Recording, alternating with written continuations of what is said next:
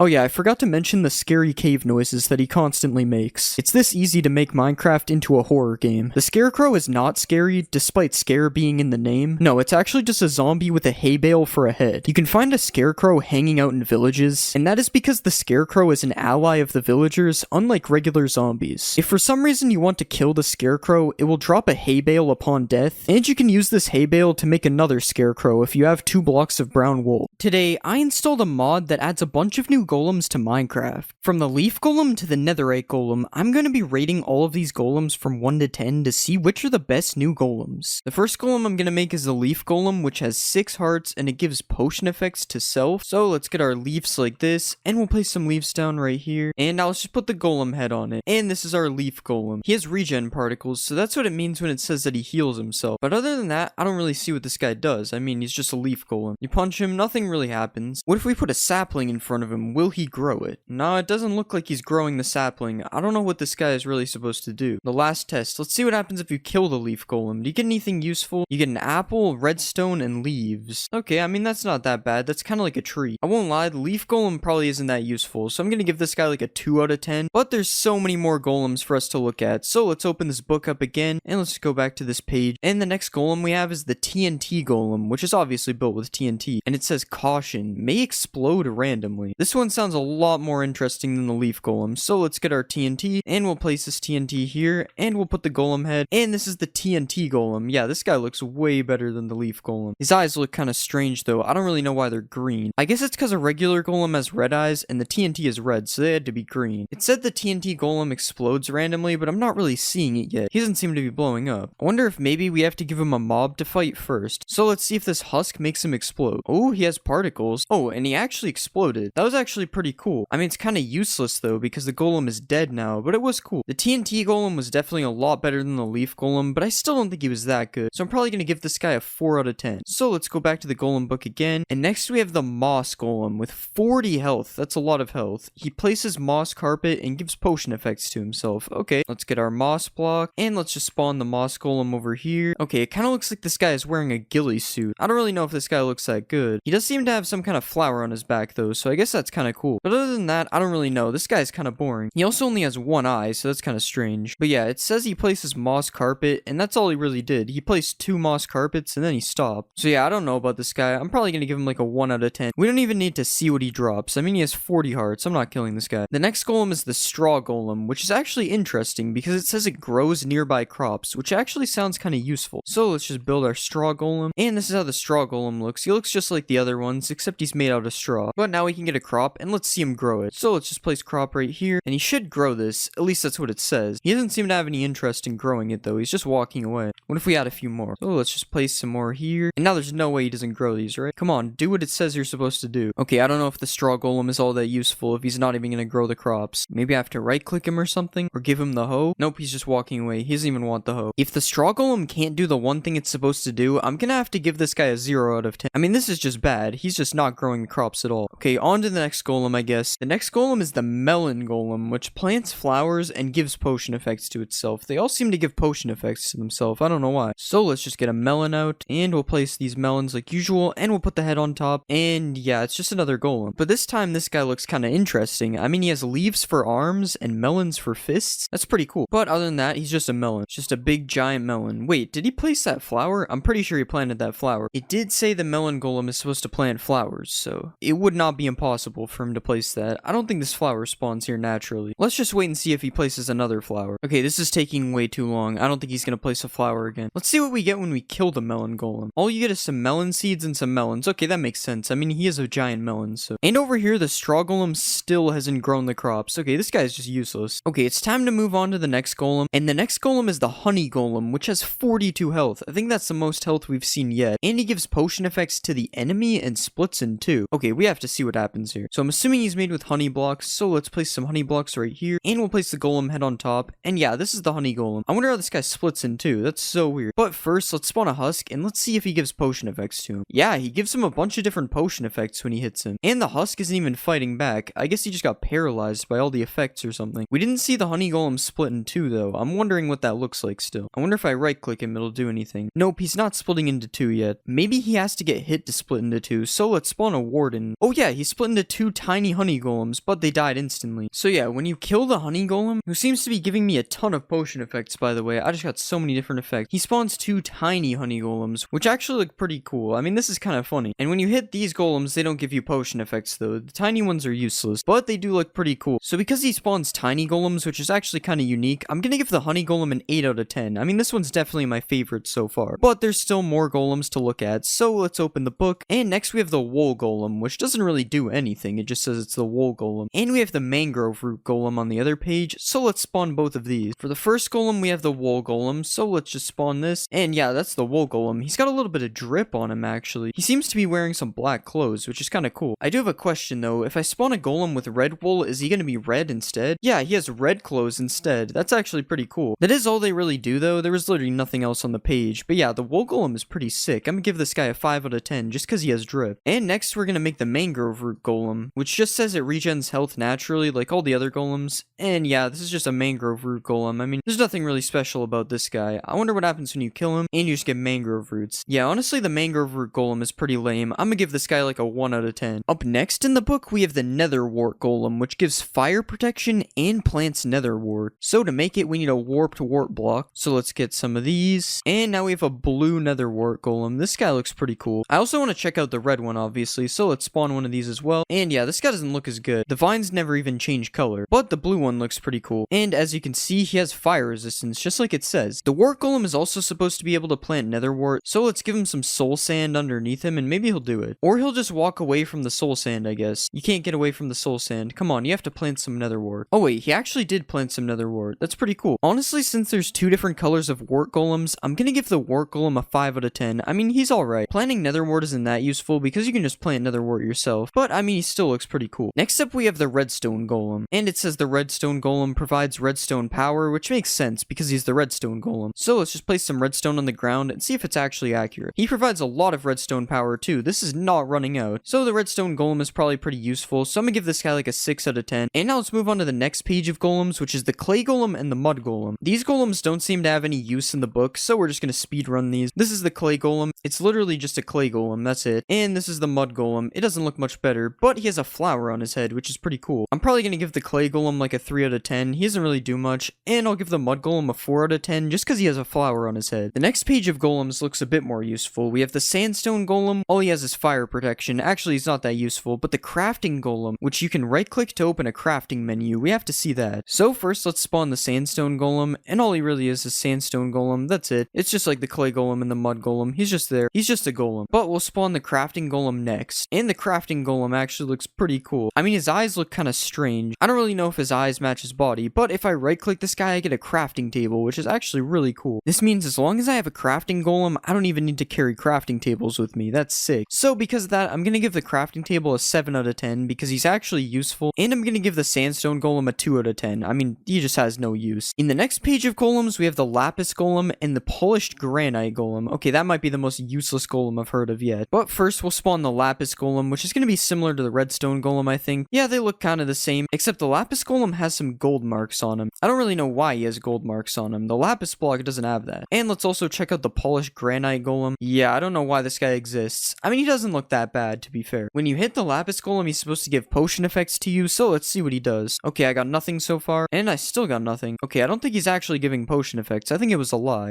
Okay, yeah, I think the potion effects thing was a lie, so because of that, I'm gonna have to give this guy a 3 out of 10. I mean, he doesn't even do the thing he's supposed to do. And the granite golem looks a little bit better than I thought he would, so I'm gonna give this guy a 4 out of 10. I mean, he's kind of useless, but he looks pretty cool. On the next page, we have the raw gold golem and the librarian golem, and these golems still don't really have any use, so we're just gonna speedrun these ones as well. The raw gold golem looks alright. He doesn't look that bad. It's just like a raw gold block, though. And the librarian golem actually looks pretty terrible. What is this? This looks really strange. It's literally the bookshelf texture on a golem. That's it. I'm gonna have to give this guy a 1 out of 10. This is just awful. Wait, where'd he go? Okay, he literally just teleported away because I gave him a 1 out of 10. Or wait, did he give himself invisibility? Okay, that's actually pretty cool that he can do that. I'm gonna have to up the rating to like a 3 out of 10 now. And the raw gold golem a 2 out of 10. I mean, what is the use of a raw gold golem? Like, why is this even in the game? Alright, we still have a lot more golems to go, so let's open the book again. And the next golems we have is the honeycomb golem and the log golem. And the honeycomb golem summons a bee, and the log golem does nothing, but it looks like you can make it from any type of wood, so we're gonna have to test that. So first, let's spawn a honeycomb golem like this, and this thing looks pretty bad. He looks kind of like the raw gold golem, because the honeycomb looks similar, but he summons a bee, so we have to see that. Come on, summon the bee. Maybe if I right click him. No, he's not summoning the bee. I guess we just have to wait. While we're waiting for him to do that, I'm gonna spawn the log golem. So let's get a regular oak log, and we're gonna get a stripped mangrove log as well. And first, let's test the oak log, and yeah, it's just an oak log golem like you would expect. But if we spawn a mangrove log golem, apparently it's gonna look like a mangrove log as well. And no, wait, no, it does. That is a mangrove log, but it's not a stripped mangrove log like it showed. But that is still pretty cool, because that means we could make a birch log golem, and that's gonna look pretty interesting. Yeah, this is a strange looking golem, but it is a birch log golem. Now let's see if the honeycomb golem has spawned a bee yet, and it doesn't look like he's spawning them. So I'm gonna have to just rate this guy. If he did spawn a bee, he would be pretty cool, so I'm probably gonna rate him a 5 out of 10. And as for the log golem, I'm also gonna rate him a 5 out of 10 just because you can spawn different log golems. So on the next page of golems, we have a dried kelp golem and a raw copper golem, which also don't really seem to do anything, so I'm just gonna spawn them quickly. So here's the dried kelp golem, and this is what he looks like. He looks pretty lame. That's like a 2 out of 10. And the raw copper golem. This guy's definitely a little nicer than the raw gold golem because you can see he's getting oxidized in random parts, but he still doesn't look that great, so he's probably like a 4 out of 10. Next on the list, we have the coal golem and the sponge golem, and the sponge golem seems really interesting because he absorbs water. So first we'll spawn the coal golem right here, and apparently the coal golem gave effects to enemies, so let's see. Nope, he's still not doing anything. Yeah, the coal golem doesn't look that bad. He's probably like a 5 out of 10. But now let's check out the sponge golem. I'm gonna spawn the sponge golem in the water, so let's just spawn him down here, and apparently he's supposed to absorb water, and yeah, he's absorbing water just like a sponge. This is so sick. And you can even see he has water particles on him because he's absorbing the water, so he's turning into a wet sponge golem. I mean, that's kind of strange, but whatever. I will say he looks pretty bad though. He doesn't look that great, but since it's such a unique golem, I'm gonna give him a 7 out of 10 because absorbing all this water is really cool. But now let's see if the next golems can top that. And for our next golem, we have the slimy golem and the skulk golem. The slimy golem has a massive knockback attack and splits in two, and the skulk golem has fire protection and places skulk veins. These guys are definitely interesting. So let's start with the slimy golem, which we'll make with slime blocks like this, and he doesn't look that interesting right now, but apparently he has a massive knockback attack. So let's spawn a husk, and let's see this knockback. Oh my god, he actually went flying. It's definitely not as far as I thought it would be, but he launches them pretty high to make up for it. And apparently the slime splits into two, just like the honey golem, so let's see this. Wow, he has a lot of health. And yeah, he splits into two slime golems. The slime golem might be my favorite so far because of that, so I'm gonna give this guy a 9 out of 10. I mean, this is definitely a great golem. And let's also check out the skulk golem real quick. I definitely like how he has like a warden type face on him. That looks pretty cool. He's also supposed to spawn skulk under him, but I'm not really seeing any skulk under him. That's kind of weird. I'm gonna take the mod's word for it though, and I'm gonna believe that he spreads skulk. And this guy has a pretty cool design, so because of that, I'm gonna give him a 7 out of 10. This guy looks pretty sick. Now it's time to move on to the next golems, and the next golem we have is the purpur golem and the stem golem. The purpur golem teleports randomly, and the stem golem has fire protection and plants fungus. So first let's spawn the purpur golem like this, and that guy doesn't look that bad. He even has enderman particles to show that he teleports. But we're not gonna wait for him to teleport. I believe the mod, so I'm just gonna give this guy a 5 out of 10. He doesn't look that bad. And here's the stem golem. This is the red stem golem. Similar to the wart golem, he still has the wrong color vines, which looks kind of weird, but other than that, he looks pretty cool, and I'm assuming you can spawn another color stem golem as well. And yeah, there's a blue one as well. I kind of forgot what these guys are supposed to do, but do we really want to wait for it? These guys kind of look like the wart golem, but worse, so I'm just gonna give them a 3 out of 10. The next golems are the mushroom golem and the raw iron golem, and honestly, we already know what these are gonna look like, so I'm probably just gonna skip them. And next we have the shroomlight golem and the terracotta golem, which has some weird transcriptions on the bottom, so we definitely have to check this guy out. But first, we're gonna spawn a shroomlight golem, and I'm just gonna set it to nighttime to see if he really emits light. Yeah, it seems like he's lighting up the area around him. This one is actually pretty sick. So because of that, I'm gonna give him a 6 out of 10. But the next golem had some weird transcriptions on the bottom, so we have to get to the bottom of this and see what happened. So right now we just have a regular terracotta golem, that's it, but I don't really know what the transcriptions were about. Maybe I need to use glazed terracotta. So let's take some glazed terracotta like this, and we'll place a head on top, and it just does nothing. So I have no idea what these transcriptions were for. Honestly, I'm just gonna give this guy a 1 out of 10. He looks pretty lame with nothing on him, I'm not gonna lie. The next golems we have seem to have a ton of features. This is the skulk catalyst golem and the magma golem. The skulk catalyst golem has fire protection, provides light, places skulk veins, and gives potion effects to the enemy. And the magma golem has fire protection, provides light, lights creatures on fire, and splits in two. So first, let's spawn a skulk catalyst golem like this, and he looks like the skulk golem, but he actually looks a lot better. It's basically the skulk golem with some skulk catalyst details on it, so that actually looks pretty cool. He's supposed to give enemy mobs potion effects, and this never really seems to work on me. Okay, never mind. I literally just got blinded, and I wasn't even the one being attacked. And this blindness is literally lasting forever. Can this go away? So because of that, I'm gonna give him an 8 out of 10. I mean, this guy looks pretty sick, and he does what it said he would do. And now let's spawn the magma golem and see what happens with this guy. Apparently, the magma golem is supposed to set mobs on fire. Let's spawn a husk right here, and he didn't really set him on fire. Let's try again. Okay, now he set him on fire, I'm pretty sure. I don't know if husks burn in the daytime. I'm not really sure. But yeah, the magma golem also splits into two, so let's see that quickly. And yeah, there's two little magma golems. That's so cool. The magma golem definitely had the most features so far, but he doesn't look that great, so I'm gonna give him an 8 out of 10. Next, we have the concrete golem and the coral golem, and the concrete golem seems pretty lame. I mean, he's probably the same as the terracotta golem, so we're not even gonna spawn this guy. But apparently the coral golem is an advanced swimmer, so we have to see that. So let's get a couple coral blocks, because I'm pretty sure he's gonna have different colors. At least I hope he does. And we'll spawn the first one right here. And we have a blue coral golem who's just standing in the water. He's not really swimming. And let's just also spawn a red one. And yeah, they actually have different colors. But I wonder if that means you can spawn a dead golem too. So let's spawn some dead coral. And yeah, there's a dead coral golem as well. That's pretty sick. As for advanced swimming, I don't really think they're swimming. They're just kind of standing in the water. Maybe we'll give them a little bit of time. And wait, the dead golem actually transformed into an alive coral golem because he was in the water. That's actually a pretty crazy feature. But yeah, they don't really seem to be swimming. So because of that, I'm going to give them a 6 out of 10. I mean, they're not drowning either, but they're definitely not swimming. On the next page, we have the packed mud golem and the brick golem, which also have no features, so we're just going to skip over these guys. I mean, we already know what they're going to look like. And on the next page, we have the polished diorite golem and the smooth stone golem, which also have no features, so we're going to skip them as well. But the next page, we have the ice golem and the nether brick golem. The ice golem freezes water and cools lava, which is definitely pretty cool, but makes no sense, because how is it cooling lava? It's ice. And the nether brick golem has fire protection and lights creatures on fire, similar to the magma golem. So let's just spawn our ice golem right here by the water. And yeah, he turns the water to ice. Oh my god, god, look at those eyes. Okay, those eyes look way too goofy. I don't really know what's wrong with those eyes there. But yeah, you turn the water to ice just like it said he does, and the golem design looks pretty cool other than the eyes. But we have to see what he does to lava, because that makes no sense. Okay, he burns, but he does turn it to obsidian. That's really strange. I don't know how he's burning, but he's transforming the lava to obsidian. That's kind of weird. Let's just push this guy in the water. Oh wait, we can't. He's actually gonna die of the fire. He literally can't go in the water. He died of the fire because he turned the water to ice. That's crazy. Next, let's check out the nether brick golem quickly. And yeah, he's just the nether brick golem, and apparently he's gonna set this husk on fire. And yeah, he set him on fire. I mean, the nether brick golem's not that bad. I'm probably gonna give this guy like a 5 out of 10, but the ice golem was definitely a cool design, so I'm gonna give this guy an 8 out of 10. And if it wasn't for the eyes, he definitely would have got higher. I mean, what are these eyes? Alright, on the next page of golems, we have the furnace golem and the polished andesite golem. Why do we have all these weird golems? Who would spawn the polished andesite golem? But the furnace golem is probably pretty cool. I'm kind of disappointed that it doesn't look like he can cook items, but he provides light and consumes fuel, so we have to check that out. So let's just place some furnaces right here, and this guy looks pretty cool. He doesn't look how I expected him to look, but he looks cool. It says this guy consumes fuel, so let's give him some coal, and yeah, that's what I thought it would do. It makes him light on fire. But he can't cook stuff, unfortunately, which is the one thing the furnace golem should be able to do, so because of that, I'm gonna give him a 6 out of 10. On the next page, we have the polished deep slate golem, which is another useless golem. Why would I spawn this? And we have the redstone lamp golem, which seems interesting. It has fire protection, provides light, and you can right click it to change the texture. We have to see that. So let's get our redstone lamp, and we'll place 4 of these like this, and this is the redstone lamp golem. He actually looks really bad, I'm not gonna lie. I kind of expected this guy to look a lot better, but we can right click him to change texture, so let's see that. And it doesn't really change the texture, but it's like turning him on and off. I wonder if this actually affects his light. So let's set the time to night, and yeah, he has no light right now, but if you right click him, he emits light. That's actually pretty cool. But there was the shroom light golem earlier, which also emits light, and he looks a lot better than this, so I'm gonna have to give this guy a 5 out of 10 because he doesn't look that great. Alright, on the next page of golems, we have the dispenser golem and the sea lantern golem. The dispenser golem shoots arrows, and you can right click to refill, and the sea lantern golem provides light and is an advanced swimmer. I mean, we saw what advanced swimmer did last time. It really did nothing, so hopefully it's different this time. But first, let's spawn the dispenser golem like this, and he looks similar to the furnace golem as I would expect, and when we right click this guy, you can put stuff inside of the dispenser. So let's just get some arrows of harming, and we'll put these arrows inside of the dispenser golem like this, and now let's spawn a husk, and let's see if he shoots him. Okay, he's shooting him really slowly, and then he just switches to melee. But if I spawn him like way over here, he's definitely gonna shoot them. Yeah, he's shooting them with the arrows, although he doesn't shoot them really quickly, so it's not that useful. I will say this is probably the most useful golem so far in terms of goleming. I mean, he definitely would defend you, so I'm gonna give this guy an 8 out of 10. As for the sea lantern golem, let's see. So the sea lantern golem looks pretty much how you would expect it, and he's walking in the water again. He's not really swimming. Maybe we have to spawn him deep in the water to see him swim. So let's spawn another one of these guys in the water, and no, he's still walking in the water. He just doesn't swim. I'm gonna give this guy a 2 out of 10. He just doesn't do what he says he's supposed to do. Alright, on the next page, we have the frog light golem, which provides light, and the polished blackstone golem with fire protection. I swear we already saw the polished blackstone golem in the book before, but the frog light golem seems pretty cool, so let's check that out. I got 2 different types of frog lights right here, so let's try the green one first. And yeah, we have a green frog light golem like I expected, and we'll try the yellow one as well. And yeah, he does change color, but he doesn't look that great. I mean, come on, this could have been a little bit better. But he does have a use because he lights the area up at nighttime, so I'm gonna give him a 5 out of 10. I mean, he's not that bad. On the next page, we have the polished basalt golem and the ancient debris golem. The polished basalt golem is not worth spawning, but the ancient debris golem has fire protection and blast protection. I'm really interested in how good this blast protection is, so let's check this one out. So first we'll get our ancient debris like this, and we'll just place it, and this guy doesn't look the best, but he also doesn't look the worst. So apparently this guy has blast protection, so to test this out, I'm gonna spawn a TNT golem and set it off right beside him. So let's see if he can survive this.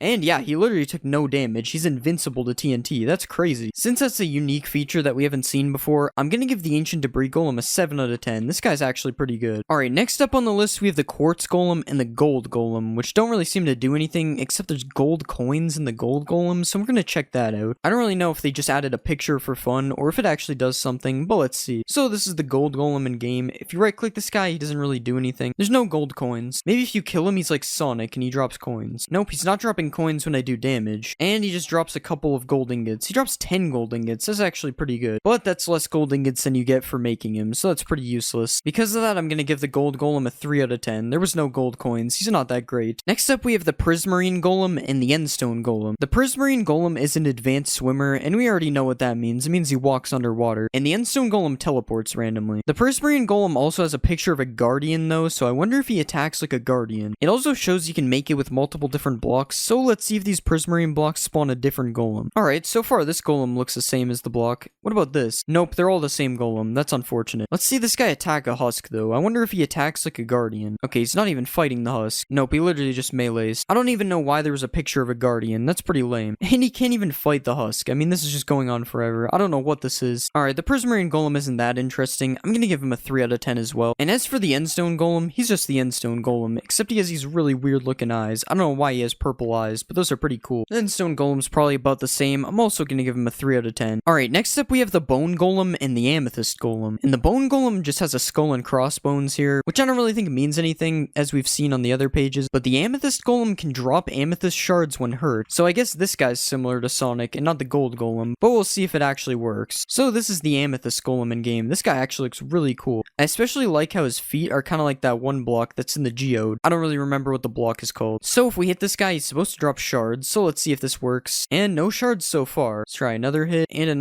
and he doesn't actually drop shards until you kill him, I think. Which is kind of lame. I kind of expected him to drop shards every time you hit him. Maybe it's a random chance, so let's just punch him instead. Yeah, wait, he actually drops shards when you hit him. Okay, that's actually cool. And I definitely think this is one of my favorite designs so far, so because of that, I'm gonna give this guy an 8 out of 10. I mean, this guy looks so cool. And as for the Bone golem, I mean, this guy looks pretty sick if it's Halloween. I can definitely see Mojang just adding this guy for like a Halloween update or something, but I mean, that's all there really is. He's just the Bone golem. So because of that, I'm gonna give him a 4 out of 10. I mean, he looks cool, but he doesn't really do anything, I don't think. On the next page, we have the Waxed Copper golem and the Copper golem, which are pretty much the same thing, except one of them's waxed, obviously. And both of them can summon a lightning bolt. Alright, so we're gonna spawn a fully oxidized copper first, and he has a lightning rod on his head. That looks pretty sick. And let's just spawn a regular copper. Alright, this is our copper golems. I definitely like the colors, but that's just because they're copper. That has nothing to do with the golem. I'm gonna set the weather to a storm, and let's see if they can actually summon a lightning bolt. I'm right-clicking him, and it's not really doing anything, but I'm assuming right-clicking him probably has nothing to do with it. So let's just see if this guy spawns a lightning bolt. Come on, you can do it. I would assume he spawns a lightning bolt. That's literally what it said he does, but he's not really doing anything. I don't know. This guy doesn't seem to be summoning lightning. Maybe it was an attack. So let's spawn some husks right here, and let's see if they attack him with lightning. No, they're still not even doing that. So I'm assuming these guys do spawn a lightning bolt, and we're just not seeing it. So I'm gonna give them a 6 out of 10. Next up, we have the Glowstone golem and the Glass golem, and the Glowstone golem just has fire protection and provides light, just like the Shroom Light golem from earlier, probably. But the Glass golem seems kind of interesting. Even though it does nothing, I still want to see it. So let's get some regular glass, and we'll also get some stained glass. First, let's see the regular glass, and that looks kind of weird. I mean, you can just see through the golem. That's kind of strange. And let's see if the stained glass actually stains him. And yeah, they actually get stained, so that's pretty cool. As for the usefulness of the glass golem, I'm not really sure he has any use, but he definitely looks pretty cool, especially when he's stained. So I'm gonna give the glass golem a 5 out of 10. I mean, you have to admit, it's pretty cool being able to see through the golem. I'm not gonna lie. On the next page of golems, we have the Obsidian golem and the Emerald golem. The Obsidian golem has fire protection and blast protection, and the Emerald golem follows villagers. It also has 190 health, which is a lot of health. That's probably the most health I've seen yet. So first, let's just spawn the Obsidian golem just to see it. And yeah, that's the Obsidian golem. I will say he looks pretty cool. I definitely like the design. So I'm gonna give him a 5 out of 10 because he doesn't really have a use, but he looks cool. And as for the Emerald golem, let's see what he looks like. Alright, the Emerald golem design is definitely pretty strange, but I want to see what it means when he follows the villager. So let's spawn a villager right here. And does he literally just follow him and that's it? Yeah, he just follows him around. So it's like a regular iron golem, but he's more protected. I wonder what happens if we spawn 2 villagers though. Who will he follow? Okay, it looks like he just likes the original villager. He's not following the other one. I will say, since this guy has 190 health, he's definitely the most buff golem we've seen so far. So because of this, I'm gonna give him a 7 out of 10. I don't really like his design, but I mean, he's pretty cool. He does something different than all the other golems, and he has a lot of health. Alright, for the next golems, we have the Crying Obsidian golem and the Diamond golem. The Crying Obsidian golem looks the same as the Obsidian golem, and the Diamond golem has 220 health and 22 attack damage. And it also has a chest full of diamonds, but I'm pretty sure that means nothing. So let's just spawn the Crying Obsidian golem first, and this honestly looks pretty awful. I mean, he's just purple everywhere. This is one of the worst golems I've seen. I'm gonna give this guy like a 2 out of 10. He looks really bad. But now let's see how the Diamond golem looks. And the Diamond golem actually looks pretty cool. I kind of hate how the texture is just kind of pasted onto him though. There's just random lines everywhere. They don't fit the golem at all. I will say this guy has a ton of attack damage though. Like, let's see him take out all these husks. He's not even struggling to kill all these husks. He literally took like no damage. I wonder who will win, the warden or the diamond golem. The diamond golem definitely has the advantage because he's gonna attack the warden before it attacks him. But no, the diamond golem's already taking a ton of damage. It's not looking good. Yeah, the diamond golem literally got destroyed by the warden. And when the diamond golem dies, he dropped 17 diamonds. I mean, once again, it literally takes more diamonds to make him than he does drop. So I wonder what his use is. I mean, he's definitely a good bodyguard though, because he does a lot of damage, even though he died to the warden. So because of that, I'm gonna give the diamond golem a 7 out of 10. I don't really like his design. I think his texture should have had a little bit more effort put into it. Alright, now for the last page of golem, we have the netherite golem. The netherite golem has 290 health and 28 attack damage. He also has fire protection and blast protection, just like the obsidian golems. So let's spawn our netherite golem like this. And this guy's texture looks a lot better. This is what the diamond golem should have been, honestly. The netherite golem is definitely stronger than the diamond golem, but I'm not really sure if this guy can take out a warden. He still might not be strong enough. Oh wait, he's taken out a random pillager, and he destroyed that pillager. Oh, and he's fighting another pillager. Alright, now let's see if the netherite golem can take out the warden. I don't really think he'll be able to, but let's see. Alright, he's doing good so far. Okay, he's already taking damage. This isn't looking good. He's surviving a lot longer though. Oh, and he's dead. He survived longer than the diamond golem, but he was still no match for the warden. And when he dies, you get 5 netherite scraps and 8 netherite ingots. I still don't think it's worth it to spawn these guys. They drop nothing compared to what it takes to build them. But I will say the netherite golem definitely looks a lot better than the diamond golem. So because of that, I'm gonna give him an 8 out of 10 just because he's really strong. I'm going to be remaking Minecraft mobs into the amazing digital circus. The first character I'll make is Pomni, and I'm going to use a villager to make her. First, let's get rid of this stuff because we don't need it. Now let's change the shape of her body and we'll start shaping her legs. Next, I'm gonna give her some arms, and I'll just add a hand on the bottom here. Next, I'm gonna change the shape of her head, and let's start to add her hat on the top as well. And I think that's a pretty good body, so now let's start to color her in. First, let's color her head white, and we'll do the same for her arms and legs as well. Now let's color in these yellow parts like this. Next, let's color in her clothes, and I'll make sure to add the blue spots on the other side. Now let's put these buttons that she has on the front of her shirt like this, and now it's time to give her a face. So first, I'm gonna add her eyes like this, and I'm also gonna give her a strand of hair on each side of her head as well. And I think this is looking pretty good. Let's see how she looks in game. This is how Pomni looks in game. She doesn't look that bad. I like how I made her constantly looking around paranoid, just like how she is in the show. We'll just ignore the fact that she's bald on the back of her head though. I'm pretty sure her hat is supposed to cover that. In the show, Pomni throws up on the ground, so I made it so that when she hits you, you get the nausea effect. It is also said that Pomni doesn't like being touched, so I made it so that she runs away from enemies very quickly if she gets attacked. In the show, Pomni tries to escape the circus through a bunch of exit doors, so I made it so that Pomni can open doors by herself just like a regular villager. Pomni also gets teleported to the void if you right click her because I just felt like adding that. I don't really know why. If you kill Pomni, she drops her red hand, which gets glitched in the first episode, so if you hold this hand out for yourself, you get teleported around randomly, sort of like you're glitching. And a fun fact about Pomni is that her favorite food is salmon, so you can also feed Pomni salmon. Overall, I think Pomni turned out pretty good and has a lot of interesting features. So because of this, I decided to give Pomni a 9 out of 10. Next, I'm gonna make Cain, and I'll use an evoker to make him. First, let's get rid of all this stuff that we don't need, and let's change the shape of his leg and bend it like this. Next, I'm gonna work on his arms, so let's just rotate this piece like this, and we'll give him a hand and copy this over to the other side as well. Next, I'm gonna change his head into the shape of some gums like this, and let's just add some teeth on the top in the same shape as well. Next, I'll give him his top hat on top of the mouth. Okay, now this is looking good, so let's give him some color. First, I'm gonna color his gums bright red, and we'll color the teeth white like this. Next, I'm gonna color in his eyes, and let's color his shirt a pinkish color as well. Okay, now this looks good, so let's just add some detail to his shirt right here, and we'll give him his different color eyeballs as well. Now let's give him his stick, because I forgot to do that. And I think that Cain is looking pretty good. Let's see how he looks in game. This is how Cain looks in game. He actually looks really good. Also ignore the cakes that are spawning around him. I'll explain that in a second. Since Cain is the host of the digital circus, I decided to make it so that Cain is completely invincible to all types of damage except for cactuses. Cain is also seen teleporting throughout the episode, so I made it so that Cain teleports away if he takes too much damage, similar to the TV people in my Skibidi videos. Cain also spawns cake randomly around him, as you can see, because he spawned a cake out of thin air in the first episode. Unfortunately, there is no bubble to eat this cake right now. We'll just have to wait until later for that. If Cain somehow manages to die, he drops a stick, which can be used to either remove any block you right click on with it, or you can send any mob to the void if you right click them as well. Overall, I think Cain turned out really good. He's definitely one of my favorite mobs I've made. So because of this, I decided to give Cain a 10 out of 10. He deserves it. The next character I'll make is Jax, and I'm gonna use a rabbit because Jax is a rabbit, I think. First, I'm gonna get rid of some of the stuff we don't need, and let's rearrange his body parts a little bit for now. Next, let's make his legs super tall like this, and we'll change the shape of his body to make it a bit taller as well. Now let's give him a neck like this, and I'll just change the shape of his head to make it a bit more round. Now let's just add his ears on the very top, and now it's time to give Jax some arms. And I think this is good, so let's give Jax some color. First, I'm gonna color his head purple, and we'll do the same for his arms and body as well. Now let's color his overalls a pinkish color, and we'll do the same for his legs like this. Next, I'm gonna color both of his hands a yellowish color, and we'll just give him 2 buttons here, and now it's time to add his face. First, I'm gonna give him a big yellow mouth, and let's just give him some eyes above that. I'm also gonna give him a couple eyebrows above his eyes like this, and I think this is looking pretty good. Let's see how he looks in game. This is how Jax looks in game. He honestly looks pretty similar to the actual show. The only difference is that he's obviously made of cubes though, so he could never be as good as the original. It was kinda hard for me to think of features to give Jax, so he only really has a couple. To start, Jax is super tall as you can see, just like he is in the actual series, and you can also see Jax run away really quickly in the first episode, so I made it so that Jax is super fast in game as well. You can also ride on Jax's back for some reason. I'm not really sure why I added this. It just seems like something that he would be able to do. If you kill Jax, you get a rabbit's foot because he's a rabbit, so that's the less evil version of making him just drop rabbit meat. And overall, I think Jax looks pretty good, but he doesn't really have that many features. So because of this, I decided to give Jax an 8 out of 10. Next, I'm gonna make Ragatha, and I'm gonna use a witch to make her. First, let's get rid of some of the stuff we don't need, and I'm just gonna make her body a lot smaller for now, and I'll just add a few layers underneath as her dress. Next, I'm gonna give her an arm like this, and I'll just give her a hand on the bottom as well. Now let's copy this over to the other side, and next let's work on her head. First, I'm gonna change the shape of it like this. Next, I'm gonna start adding her hair on the side, and I'll just copy these hairs all around her head, and we'll also add her bow on the top like this. And I think this is a pretty good body, so now let's give her some color. First, I'm gonna color her head and her arms in like this. Next, let's just color her hair a reddish pink color as well. Now let's color her entire dress a purplish color, and we'll color the bow on top slightly darker. Next, I'm gonna add the patches on her dress in the same color as the bow, and now let's add a bit more detail, and we'll start to give her a face. Alright, after like 5 tries, this is the face I'm going with. It still looks weird, but it's the best I'm gonna get. Now finally, let's add a bit of texture, and I think this looks good. Let's see how she looks in game. This is how Ragatha looks in game. I definitely think her face looks a little weird. She also makes witch noises, which I'm not really sure if it fits her or not. It's kinda strange. Also, we're just gonna ignore the fact that you can see through her hair. Just pretend the back part here is fully covered. In the show, Ragatha gets attacked and becomes completely glitched out, so I decided to make it so that Ragatha glitches whenever she gets hit, which looks kinda funny more than glitchy. This is also the only feature that Ragatha has because I couldn't really think of anything else. If you kill Ragatha, she drops this red thing from the nether because it was supposed to be her hair, and overall I think Ragatha looks kinda cursed and she doesn't really have any features. So because of this, I'm going to give Ragatha a 6 out of 10. I just made her face look too weird. The next character I'll make is Gangle, and I'll make Gangle from a skeleton because they're both kinda built the same. First, I'm gonna make her head a lot smaller like this, and now let's shape the head into a mask as well, and I think that's good, so let's just work on her left arm like this, and we'll make the right arm similar but rotate it in a different direction. Next, I'm gonna make her legs a lot thinner, and we'll rotate the bottom part a little bit like this. Now let's copy this to the other side, and it's time to color her in. First, I'm gonna draw a red spiral for her body like this, and I'm gonna color her arms and her legs the same color. Now let's add a bit of detail with a slightly lighter red, and next I'm gonna color in her mask, and now finally let's give her a face like this, and we'll also add a little bit more texture to her body as well, and I think that is looking pretty good. Let's see how she looks in game. This is how Gangle looks in game. Despite being very simple to make, I think she actually turned out pretty good. I will say that having the arms like this is kinda strange though, they don't really move that much. In the show, Gangle has at least 2 masks, the comedy mask and the tragedy mask, but she falls and breaks her comedy mask at the beginning of the first episode, so I decided to make it so that when Gangle dies, her comedy mask falls and reveals the tragedy mask. You may have also noticed that the comedy mask drops as an item when she dies, and if you decide to wear this comedy mask, you get speed 4 and jump boost 4 because those effects are kind of fun, I guess. The mask is also off-centered when you wear it, but we'll just ignore that. It's the only way I could make it fit. Overall, I think Gangle turned out pretty good, and I think her mask is a cool addition to the game. So because of this, I'm going to give Gangle a 9 out of 10. Next, I'm going to make Kinger, and I'll use a snow golem to make him. First, I'm going to get rid of these layers because we don't need them, and let's make the bottom smaller like this. Now let's add another part on top, and we'll make it way taller as well. Next, I'm going to copy this part on top, and we'll bend it so he's hunched over a little bit. And now I'm just going to add a part on the front that is going to be his coat. Now let's add a piece for his head up here, and we'll add another part on top, and we'll also add the king thing on the very top like this. Next, I'm going to change his neck area a little bit so that he can have his coat, and this looks pretty good. Now let's color him in. First, I'm going to color his body a purplish color, and we'll just color in the rest of his coat as well. well. Now let's color his head slightly darker than his coat. Next I'm going to give him an eye, and we'll copy this over to the other side and rotate them a little bit as well. Now let's give him a hand, and we'll color it the same color as his coat. Next we'll add a little bit of detail to his coat like this, and I think this is looking pretty good. Let's see how he looks in game. This is how Kinger looks in game. This guy is honestly a little bit larger than I thought he would be. I also decided to make it so that Kinger sways back and forth quickly, because in the show he seems to be a little bit on edge. Wait, where did he go? Why is he hiding underneath these randomly colored blocks? Since Kinger seems to be crazy in the show, I decided to make it so that when you right click Kinger, he shakes really quickly, similar to when he did this in the show. This also makes him look kinda funny if you just spam it. If you kill Kinger, I made it so that he drops 1 scaffolding, and you might be wondering why I chose this random item, and it's because it has a checkerboard pattern on it, and Kinger is a chess piece. Overall, I don't think Kinger looks that bad, but he's also not the best looking mob. So because of this, I decided to give Kinger a 7 out of 10. The next character I'll make is Zooble, and I'll use a blaze to make them because they both have a bunch of body parts. First, let's remove all these because we don't need them, and I'm just gonna make the first leg like this, and we'll just add this hook shape on the bottom of the right leg, and we'll also add a spiral on the top. Next, I'm gonna give Zooble a body, and we'll just copy the spiral for their neck as well. Next, I'm gonna work on making a triangle shape for the head, and I'm also gonna add a left arm like this, and we'll also make a right arm that has a lot less spirals. Now I'm gonna color Zooble in, so first let's color the body yellowish, and we'll color Zooble's head in pink. Next, I'm gonna color the rest of the body a bunch of different colors. Now let's add some spots on Zooble's body like this, and now I'm gonna add a few more parts on the body that I missed, and I think that looks good. So now let's just add their eyes like this, and we'll also add this zigzag thing that comes off the top of their head as well. Now let's add the Y on the other part of the head, and we'll give it some stripes as well, and I think this is looking pretty good. Let's see how Zooble looks in game. This is how Zooble looks in game. I'm honestly kinda surprised that I was able to make them look good with all the different pieces. I will say the blaze noises are really annoying though. I definitely should have removed them. But other than that, this actually did turn out pretty good. In the show, Zooble gets broken into a bunch of pieces, so I decided to make it so that when you kill Zooble, it breaks them into a bunch of pieces as well. Ignore the fact that they're able to stand back up. You also might have noticed that Zooble drops a Zooble head when they die, and you might be wondering what the Zooble head does. No, you are not able to wear it. Instead, you can eat the Zooble head and you will gain bad luck for a minute. This is because Zooble seems kinda unlucky in the first episode. Overall, I think Zooble turned out a lot better than I thought they would, so because of this, I decided to give Zooble an 8 out of 10. Next, I'm gonna make Bubble, and I'll use a Vex because I made Kane from an evoker. First, I'm gonna get rid of all this Vex stuff, and I'm just gonna generate a circle like this. Now let's color this circle a purplish color, and I'm gonna rotate this circle a bunch of different times until we have a bubble. Next, I'm gonna remove some pieces like this so we have some teeth, and let's just color these teeth white so we can see them. Next, I'm gonna add an eye on the side, and we'll color it reddish brown, and now let's just copy this to the other side, and I think that looks good. Let's see how Bubble looks in game. This is how Bubble looks in game. This is probably the least Minecrafty looking mob I've ever made. The teeth still look Minecrafty though. I didn't really add that much detail to them. Since Bubble is supposed to be Kane's sidekick, I decided to make it so that when you right click Kane, he spawns in Bubble, similar to how the actual evoker spawns Vexes. Bubble is also seen licking stuff in the show, so I decided to make it so that you get licked by Bubble if he attacks you as well. If you kill Bubble, he has a popping animation, which actually looks kinda cool. And you might have noticed that he drops an ender pearl, and that's just because it's the same shape as a bubble. That's really it. Overall, I don't think Bubble looks that bad, but he's a little bit weird compared to my regular mobs. So because of this, I'm going to give Bubble a 7 out of 10. I'm going to be remaking Minecraft mobs into Poppy Playtime 3. The first character I'll make is Catnap, and I'm gonna use a cat. It should be obvious why. First, let's remove this stuff, and we'll rearrange his body parts for now. Now let's change the shape of his body a little bit, and we'll make his legs a bit bigger like this. Now let's give him some arms on the side, and now let's start to shape his head. Next, I'm gonna give him some ears on the top of his head, and we'll start to give him a big tail right here. Alright, now this is looking good, so let's color him in. First, we'll color his body fully purple, and I'm gonna give him a mouth up here. Next, I'm gonna color in this nose piece, and we'll start to give him some eyes. Now let's add the moon that he has on his chest. Next, I'm gonna change his face a little bit like this, and I think this is looking pretty good. Let's see how he looks in game. This is how Catnap looks in game. As you can see, this guy looks really happy, which I'm sure means he's very friendly and not at all scary. Catnap is very powerful as he's able to do a lot of damage, and if you get attacked by Catnap, I made it so that he chases you on all fours like this. I take back what I said about him before. He's definitely scary. Catnap has has a ranged attack, which is supposed to be him shooting gas, and when Catnap hits you, he will change it to nighttime because he wears the moon pendant. Catnap will also drop this night clock if he dies, which makes it nighttime as long as you are holding it in your hand. If you try to use a bed when Catnap is around, he will destroy the bed so that you cannot sleep, and Catnap is also immune to fall damage because he's a cat, and cats are usually immune to fall damage. Overall, I don't think Catnap turned out that bad, but he also looks a little bit funny. So because of this, I'm going to give Catnap an 8 out of 10. Next, I'll make Dog Day, and I'm gonna use a wolf because a wolf is a dog. First, we'll remove some of the stuff we don't need, and I'm gonna move his body around a little bit for now. Next, let's give him some new legs like this, and we'll change the shape of his body. Now I'm gonna copy one of the legs and turn it into an arm, and I'll give him a hand on the bottom of his arm. Now let's start to change the shape of his head, and we'll give him some spots for his eyes up here. Now let's give him some big floppy ears on the top, and I think this is looking pretty good, so now let's color him in. First, we'll color his entire body in orangish yellow. Now I'm gonna give him a mouth like this. Next, we'll color his ears a reddish color, and we'll do the same for his arms and his feet. Now let's color these divider things a dark gray, and I'm gonna give him a nose like this. Next, let's draw the sun on the front of his chest. Alright, I think this is looking good. Let's add Dog Day to the game. This is how Dog Day looks in game. As you can see, he looks pretty good. Also, just like Catnap, he doesn't really look that scary. He has more of a friendly look. But don't let this trick you though, as Dog Day has the same chasing animation that I gave to Catnap. I think I'm just gonna stay in creative mode for now. Since Dog Day has the sun pendant, I made it so that when Dog Day hits you, he turns it to daytime instead of night. Dog Day is also able to spawn smiling critters to help him fight since he's the leader. But right now he can only spawn Catnap because I haven't made any of the other ones. If you kill Dog Day, he will drop a Sun Axe, and the Sun Axe is insanely powerful as it does 19 attack damage and it can also destroy almost any block. Overall, I think Dog Day turned out a lot better than Catnap. I actually like how he looks this time. So because of this, I'm going to give Dog Day a 10 out of 10. Next, I'm gonna make Bobby Bear Hug, and I'll use a polar bear because she's a bear. First, let's get rid of a few things. Next, I'm gonna move these parts around a bit. Now let's give her some new legs, and we'll make her body a lot smaller like this. Next, I'm gonna bend her body a little bit, and I'll just start to give her some arms on the side right here, and we'll just copy this to the other side. Next, I'm gonna start shaping her head, and we'll give her some ears on the top like this. Okay, that looks good. Now it's time to color her in. First, I'm gonna color her body a dark red, and we'll color her feet and hands a light pink. Now let's give her a big mouth like this, and we'll start to add her eyes on the top of the head. Next, let's give her some bright white pupils, and I'm gonna add a few more pink details. Next, let's give her a nose like this, and we'll add the heart that she has on her chest. Alright, I think this looks good. Let's see how she looks in game. This is how Bobby Bear Hug looks in game. I don't know why, but she kinda reminds me of Freddy Fazbear. It's probably because they are both bears actually, that would make sense. Unlike Dog Day and Catnap, I decided to make it so that Bobby Bear Hug is passive towards players, and you are actually able to tame her if you feed her raw fish, because I'm pretty sure bears like fish. Once you tame Bobby Bear Hug, she will follow you around, and if you ever get low on health, you can right click her and you will be healed to full health immediately. So she's pretty OP if you think of it. Bobby Bear Hug will also attack any mobs that are fighting you, and she does a ton of melee damage because bears are very powerful in real life. If you kill Bobby Bear Hug, I made her drop a heart, which just gives you a heart when it's right clicked, and overall I don't think Bobby Bear Hug turned out that bad. I actually kinda like this design. So because of this, I decided to give her a 9 out of 10. Next, I'll make Bubba Bubbafint, and I'm gonna use a Ravager because it kinda looks like an elephant. So first, let's just get rid of all this stuff, and I'm gonna start with Bobby Bear Hug's body. So let's change these ears into more elephant looking ears, and we'll change the nose into a big trunk like this. Next, I'm gonna reshape the heart into the shape of a light bulb, and we'll just change his tail on the back as well. Okay, now this is good. Let's give him some new colors. First, we'll color his body a light blue, and we'll give him the same color on his head. Next, I'm gonna color his feet and hands a darker blue, and we'll put this on the end of his tail as well. Now let's color in the light bulb on his chest, and I'm just gonna add a few more details all around his body, and I think this is looking pretty good. Let's add him to the game. This is how Bubba Bubbafint looks in game. He looks a lot like Bobby Bear Hug, but to be fair, all the critters kinda look the same when you don't know what their monster form is like. Since Bubba Bubbafint is an elephant, I decided to give him a ranged attack, which is supposed to be water shooting out of his trunk. He does shoot a lot of water though, so I'm not really sure how he fits it in his trunk. You might have also noticed that Bubba Bubbafint emits light, and that's because his pendant is a light bulb, so I literally just made him a light bulb. Bubba Bubbafint also can do a ton of melee damage like Bobby Bear Hug, and this is because an elephant is also a really powerful animal, I'm guessing. If you kill Bubba Bubbafint, you will drop a light bulb, and the light bulb works just like a torch, except you are not able to place it. It's only meant to be held. Overall, I don't think Bubba Bubbafint turned out that bad, and because of this, I decided to give him an 8 out of 10. Next, I'm gonna make Picky Piggy, Piggy. And I'll use a pig because she's a pig. So first I'm gonna remove all these pig parts, and we're going to start with Bubba Bubbafin's body. So let's completely remove the trunk, and we'll start to make the ears a lot more pig-shaped. Next I'm gonna give her a completely new nose, and I'm gonna change this light bulb into the shape of an apple like this. Now let's remove this tail, and we'll turn it into a spirally tail. Okay, now this is good, so it's time to change her colors. First I'm gonna color her body light pink, and we'll color her head the same color. Now let's color her nose a darker pink, and we'll use the same color for her hands and her feet. Next let's color in the apple we put on her chest. Now finally let's color in the tail, and I think this is looking good. Let's add Picky Piggy to the game. This is how Picky Piggy looks in game. I don't know why, but her face looks a little bit scary. But other than that, she doesn't look that bad, I guess. I don't know, it's just really weird. Similar to Bobby Bear Hug, if you right click Picky Piggy, she will give you hunger instead of health. And this is good because you no longer need to kill pigs to get food now. Picky Piggy is also really picky according to her name, so I made it so that she attacks regular pigs as she's very particular about what pigs she likes. If you kill Picky Piggy, I made it so that she drops a suspicious apple, and this apple just gives you a couple of potion effects which kinda have me wondering what she did to the apple. Overall, I think Picky Piggy turned out pretty good, but her face just looks a little bit scary. So because of this, I decided to give her a 7 out of 10. Next I'll make Crafty Corn, and I'm gonna use a horse because that's almost a unicorn. So like usual, we'll remove all this horse stuff, and I'm gonna start from Picky Piggy's body. So let's just change these ears a little bit, and we'll start to give her some hair on the top like this. Next I'm gonna add her unicorn horn on the top, and we'll change this apple into the shape of a flower. Now let's remove this tail, and we'll make it into a bushier tail like this. Okay, now this is looking good, so let's change her colors. First we'll color her entire body white, and we'll do the same thing on her head. Now let's color her hair light blue, and we'll color her hands and feet the same color. Next let's color in the flower that is on her chest, and I'm gonna color her unicorn horn a bit darker than her body, and I think this is looking good. Let's see how she looks in game. This is how Crafty Corn looks in game. I will say she's probably one of my favorite non-monster critters right now. Also ignore the particles she's emitting. I just gave them to her because it felt like something she would do. You may have also noticed that every time Crafty Corn moves, a trail of rainbow colored blocks follows her because her pendant is a rainbow flower, so it only makes sense. Another thing you can do is tame Crafty Corn using some wheat, and after you tame Crafty Corn, you are able to ride her similar to a horse. And this honestly looks really cool when it's paired with the rainbow trail that she has. If you kill Crafty Corn, she drops a rainbow sword, which is just a really OP sword that strikes lightning every time you hit something, and it also has a chance of exploding when using it as well. Just ignore the way it looks in my hand though, I don't know how this happened. And overall, I think Crafty Corn is one of my favorite critters so far. So because of this, I decided to give her a 9 out of 10. Next, I'm gonna make Hoppy Hopscotch, and I'll use a rabbit because she's a rabbit. First, let's remove all these rabbit parts, and I'm gonna start from Bubba Bubbafin's body because it will be easier. So let's just change these ears into long rabbit ears, and I'm gonna change the light bulb into a lightning bolt like this. Now let's give her a completely different looking tail, and now this is good, so I'm gonna change her colors. First, I'm gonna color her body entirely green, and we'll just do the same thing on her face. Now let's color her hands and feet a bit darker green, and I'm gonna color her tail the same color. Next, I'm gonna add a bit more detail all around her body, and I think this looks pretty good. Let's add her to the game. This is how Hoppy Hopscotch looks in game. She kinda has the same Freddy Fazbear looking face from before, but she still looks pretty good, despite not looking like a bunny. As you can see, Hoppy Hopscotch is really fast, and since she's a bunny, I decided to make it so that she can jump really high as well. And if you want some of this jumping power for yourself, you can right click on Hoppy Hopscotch and you will get jump boost for 30 seconds as well. If Hoppy Hopscotch gets in a fight, she strikes lightning on the enemy because her pendant is a lightning bolt, and if you kill Hoppy Hopscotch, she drops these green boots, which when worn will give you permanent jump boosts just like she has. Overall, I think Hoppy Hopscotch turned out pretty good. I especially like her ears. So because of this, I decided to give her an 8 out of 10. Next, I'll make Kickin' Chicken, and I'm obviously gonna use a chicken. First, I'm gonna remove the chicken like this, and just like the last time, we'll use Bubba Bubbafint as a base. So let's just get rid of this trunk, and we'll get rid of his ears. Next, I'm gonna make his face a bit bigger like this. Next, I'm gonna change the light bulb into a star. Now let's change his hands into wings, and I'm gonna add the hair that he has on his head right here. Next, I'm gonna give him a new tail like this, and I'm gonna add the beak on his face right here. Okay, now this looks good, so let's start to color him in. First, we'll color his body entirely yellow, and I'm gonna do the same thing on his head. Next, we'll color his feet orange. Now let's color his star a reddish color, and I think this is looking pretty good. Let's add Kickin' Chicken to the game. This is how Kickin' Chicken looks in game. This is definitely my least favorite smiling critter, I won't lie. But the fact that he's able to fly makes up for it a little bit. It makes him look more unique. It also gives him this cool flying animation, which doesn't actually look that cool. It looks a little bit weird, actually. If Kickin' Kickin' Chicken gets in a fight, he does a ton of knockback because he has Kickin' in his name. Also similar to Picky Piggy, Kickin' Chicken also doesn't like regular chickens, but this time it has no reason. He's just a hater, I guess. If you kill Kickin' Chicken, I made it so that he drops a star, and upon right-clicking the star, you will just start levitating in the air until you make it to the stars. And overall, I think Kickin' Chicken doesn't look that good, but I like some of the features that he has. So because of this, I decided to give him a 7 out of 10. I'm going to be remaking Minecraft mobs into 99 Nights in the Forest. The first mob I'll make is the ram, and I'm going to use a sheep to make him. First, let's move this out of the way. Next, I'm going to give him a new body. Now let's start making his arms, and we'll copy this over to the other side. Now let's change the shape of his head, and I'm going to turn this part into his horns. Now let's copy this horn over to the other side. Alright, I think this is looking good. It's time to add some color. First, I'll color his horns in dark black. Now let's color the entire body this brownish color. Next, I'm going to make some parts lighter like this. Now let's give him some eyes, and let's add a bit more detail to his arms and his legs. Okay, I think this is looking pretty good. Let's see how he looks in game. This is how the ram looks in the game. I honestly think he turned out super good. I can't really see any mistakes when looking at him. Maybe his horns are a little too thin, and his mouth kind of just turns into a beard. But other than that, I think this is definitely one of the best mobs I've ever made. Just like in the real game, the ram will chase you if you are not near a campfire, and he even charges at you as well. The ram does slightly less damage than the deer, but he still does a lot of damage, so you have to watch out when you're being chased. If you go near a campfire, you can stop the ram from chasing you, but make sure you don't try to fight the ram, because he takes no damage from any attacks, just like in the real game. The good news though is that you will never find the ram in the overworld. The ram only spawns in the nether, because the nether is kind of like the volcano biome, but in Minecraft. If the ram somehow manages to die, it drops a goat horn, and now that I think of it, I probably should have used a goat to make him instead of a sheep. That probably would have made more sense. Anyways, as I said earlier, I think the ram is one of the best looking mobs I've ever made. So because of this, I'm going to give him a 10 out of 10. Next, I'm going to make a cultist king, and we will use an evoker to make him. First, let's move some of this stuff, and I'm gonna add another side to his coat. Now let's make his legs bigger to match the size of his coat, and I'm gonna do the same for his arms. Next, I'm gonna change the shape of his head, and I'll add his crown on the top. Now let's add these antlers, and I think this is looking pretty good. Let's color him in. First, I'll color his clothes bright yellow. Next, I'm gonna color his skin light red. Now let's color in the shirt underneath. Next, I'm gonna add some details to his coat. Now let's add his face, and I'm gonna add a bit more details to his clothes. Alright, I think this is looking pretty good. Let's see him in the game. This is the cultist king in the game. As you can see, he looks like a Roblox character. That is a good thing, because he is a Roblox character. Anyways, he does look really good in game. The only thing that maybe needs to be fixed is his eyes, because they are kind of connected together. But other than that, he definitely looks like the cultist king. In order to find a cultist king, you need to get to an abandoned village with regular cultists. You can then summon him by placing a gem inside of each house. Once you summon the cultist king, you will find that he is a little bit stronger than a regular mob. He is also immune to fire and explosions, so you're gonna have to kill him yourself. If you do manage to kill the cultist king, he will drop a mace. This is because the cultist king is supposed to be holding his own mace, which I completely forgot to add. But at least he still drops a mace. That's better than nothing. Overall, I think the cultist king turned out pretty good, other than the missing mace. So because of this, I decided to give him a 9 out of 10. The next mob I'll make is the pelt trader, and I'm going to use a wandering trader to make him. First, let's get rid of all the stuff we don't need. Next, I'm gonna make his body a little bit bigger, and we'll use this body to give him some new arms. Next, let's change his legs to match the arms, and I'm gonna make his head a little bit smaller. Now let's turn this part into his hair, and we'll give him a cape on his back like this, and I think this is pretty good. Now it's time to color him in. First, let's color his body parts yellow like this, and we'll color his pants in dark black. Next, I'm gonna make his shirt dark brown, and we'll color this part in white. Next, I'm gonna add a bit more detail to his shirt, and I'm gonna color in his hair a little bit like this. Now let's give him some eyes and a mouth, and finally I'll color in his cape.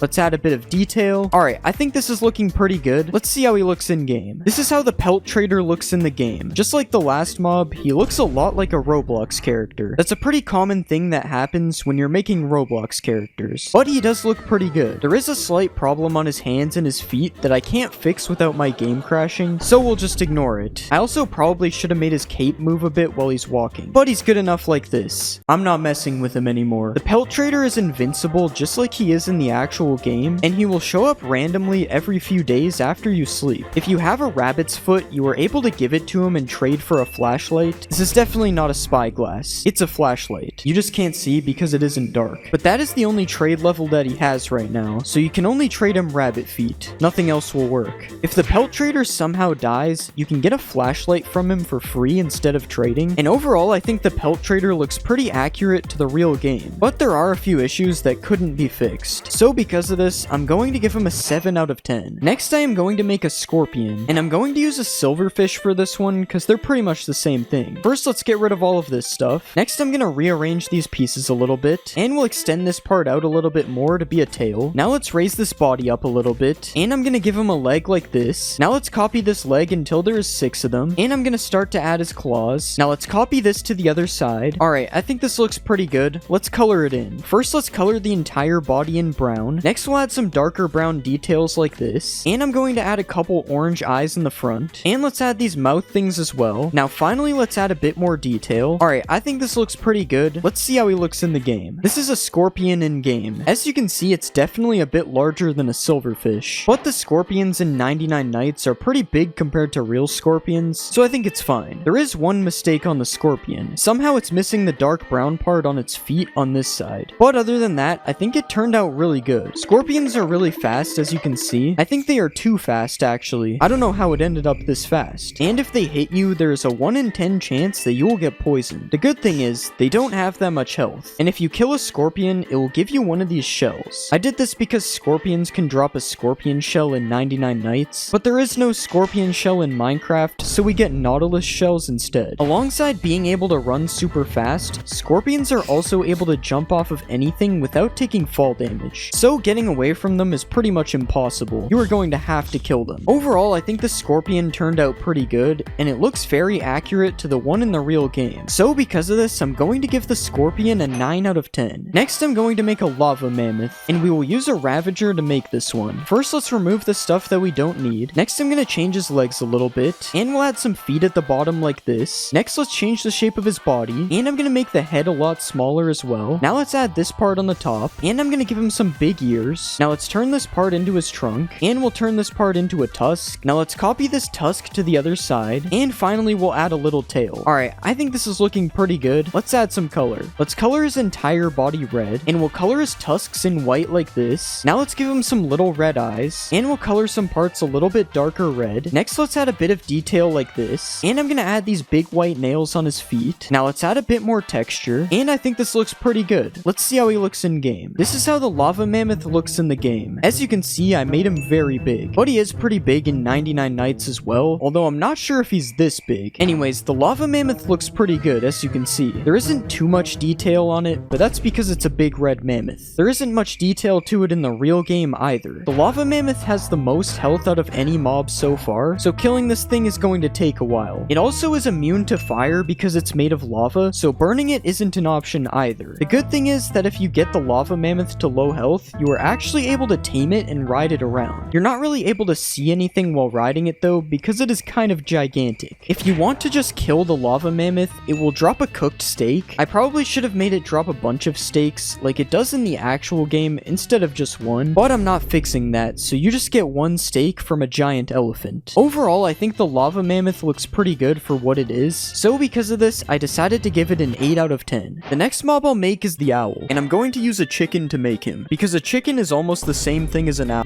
Let's get rid of some of the things we don't need, and I'm gonna move his body up because he needs to be a lot bigger than this. Now let's give him some new legs, and we'll copy this leg over to the other side. Next, I'm gonna give him a new body, and let's change the shape of his head. Next, I'm gonna start to give him some wings, and I'll give him a hand like this, and I think this is looking good. It's time for us to add some color. First, we'll color his body entirely gray. Next, I'm gonna make his legs a little bit darker. Now let's add some dark spots on his feathers, and I'll color his beak orange. Now let's draw his scary mouth, and we'll color in his eyes. Now let's add a bit more detail, and I think this is looking good. Let's see how he looks in game. This is how the owl looks in the game. I won't lie, the face looks kind of messed up. His face still looks creepy, but it definitely doesn't look like an owl. His beak looks kind of like his nose, I'm not gonna lie. But other than that, I think the rest of the owl looks really good. I probably should have made his wings move a bit though. The owl is hostile just like it is in the real game, and if you start moving near it, it will start chasing you. The only way to stop the owl from chasing you is by standing completely still or by standing near a campfire. Also, just like in 99 Nights in the Forest, the owl is completely immune from damage by weapons. Instead, you are going to have to kill the owl using fire, which which isn't part of the real game, but he would be too OP if he was unkillable. If you do manage to kill the owl, he has a chance of dropping a feather, but there are some times where you might just get nothing. And overall, I think the owl turned out really good, but there are a few things wrong with him, specifically his face. So because of this, I decided to give the owl an 8 out of 10. Next, I am going to make a cultist, and I'm going to use a villager to make him. First, let's get rid of the stuff we don't need. Next, we're going to give him some Roblox-sized arms, and we'll make his legs bigger to match this size as well. Now let's copy this to the other side, and we're going to make his head a bit smaller. Now let's turn these pieces into his mask, and we're going to add the deer antlers on his head. And let's just copy this over to the other side. Alright, I think this is looking good. It's time to add color. First, we'll color his coat dark gray, and we're going to make his shirt a lighter gray. Next, I'm going to color in his pants, and we'll give him some shoes like this. Next, I'm going to color in his head yellow, and we'll color in his mask like this. Now let's give him some eyes, and we'll color his antlers dark gray. Next, I'm going to add a bit more detail to his coat, and we'll add more detail on the sides. Okay, I think this looks good. Let's see how he looks in game. This is how the cultist looks in the game. As you can see, he looks pretty accurate to the actual game. The mask he's wearing looks a little bit different to the one in the real game, but other than that, he looks pretty much the same, which is good because that's how it's supposed to be. We don't want the mobs to look different than they do in the real game. Cultists can be found in abandoned villages, but if you go near them, they won't attack you unless you attack them. This is because they're usually found in raids, so if they aren't doing a raid, they're just chilling. Unlike actual villagers though, you cannot trade with the cultists. I just want to make that clear. If you do get into a fight with one of them though, they barely do any damage because melee cultists don't do too much damage in the actual game either, and you are also able to kill them with weapons, unlike the owl.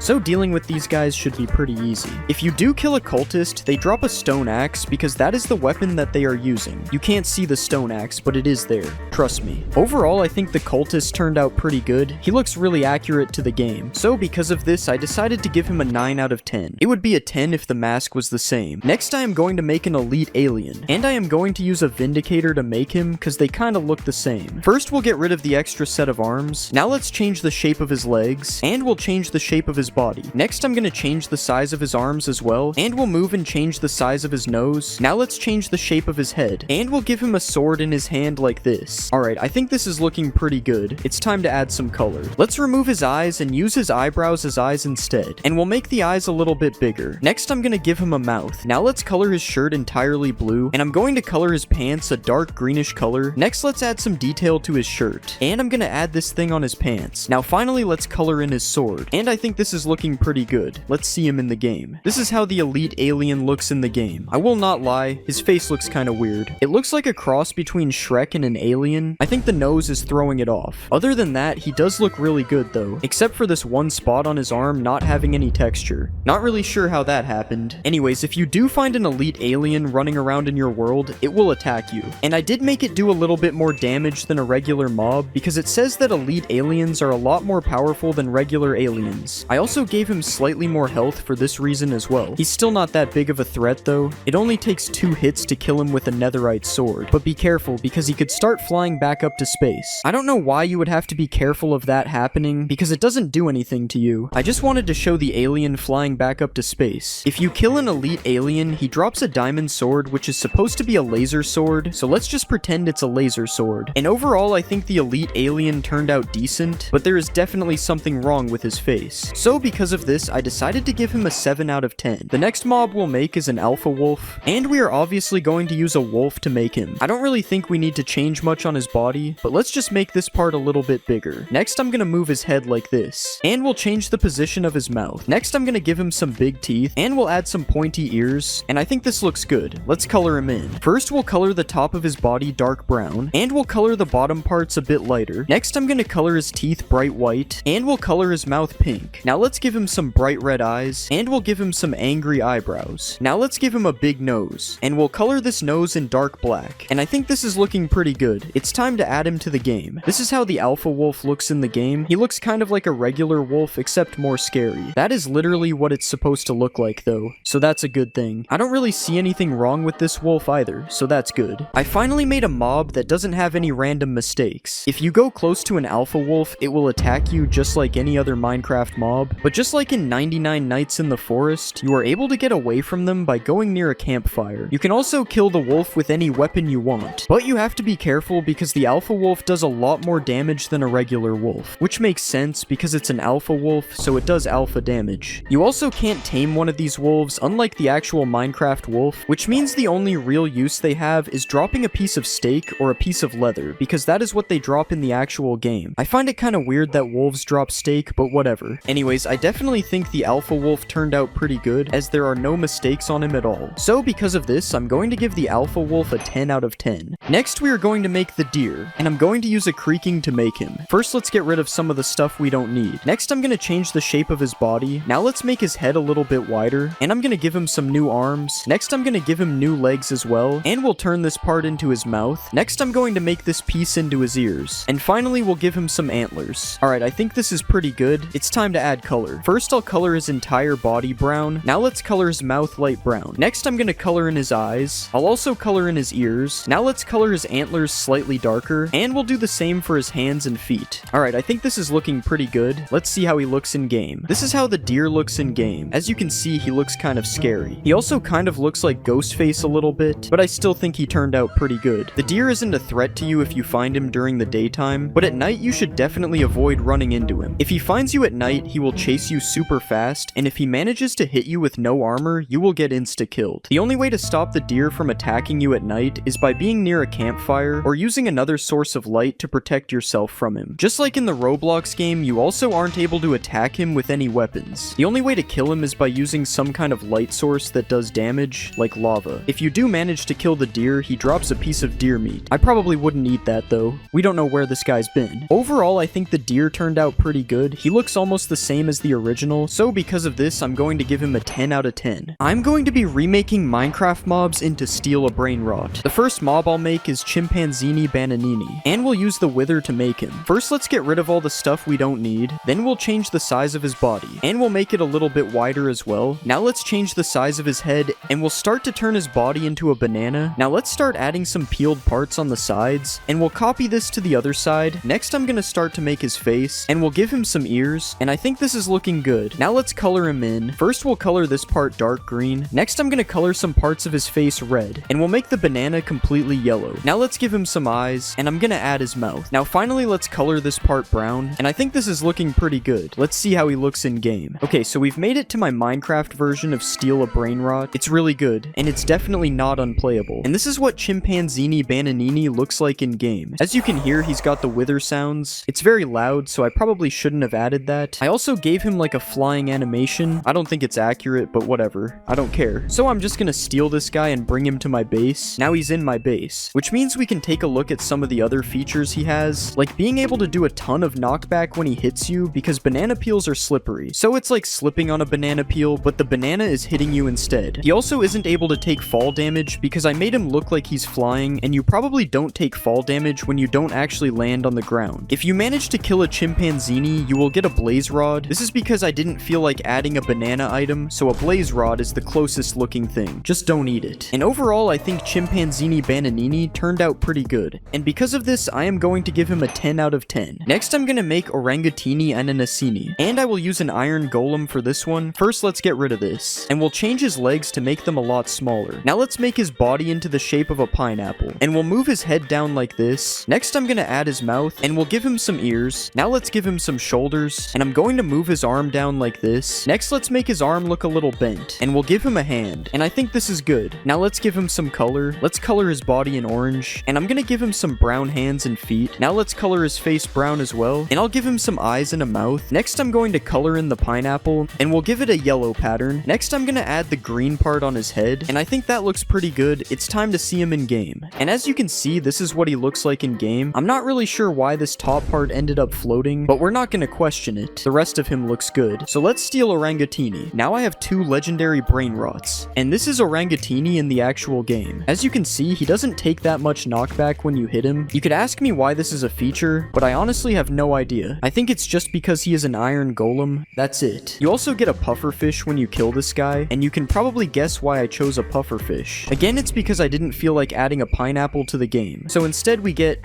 a pineapple with a face. Don't eat it.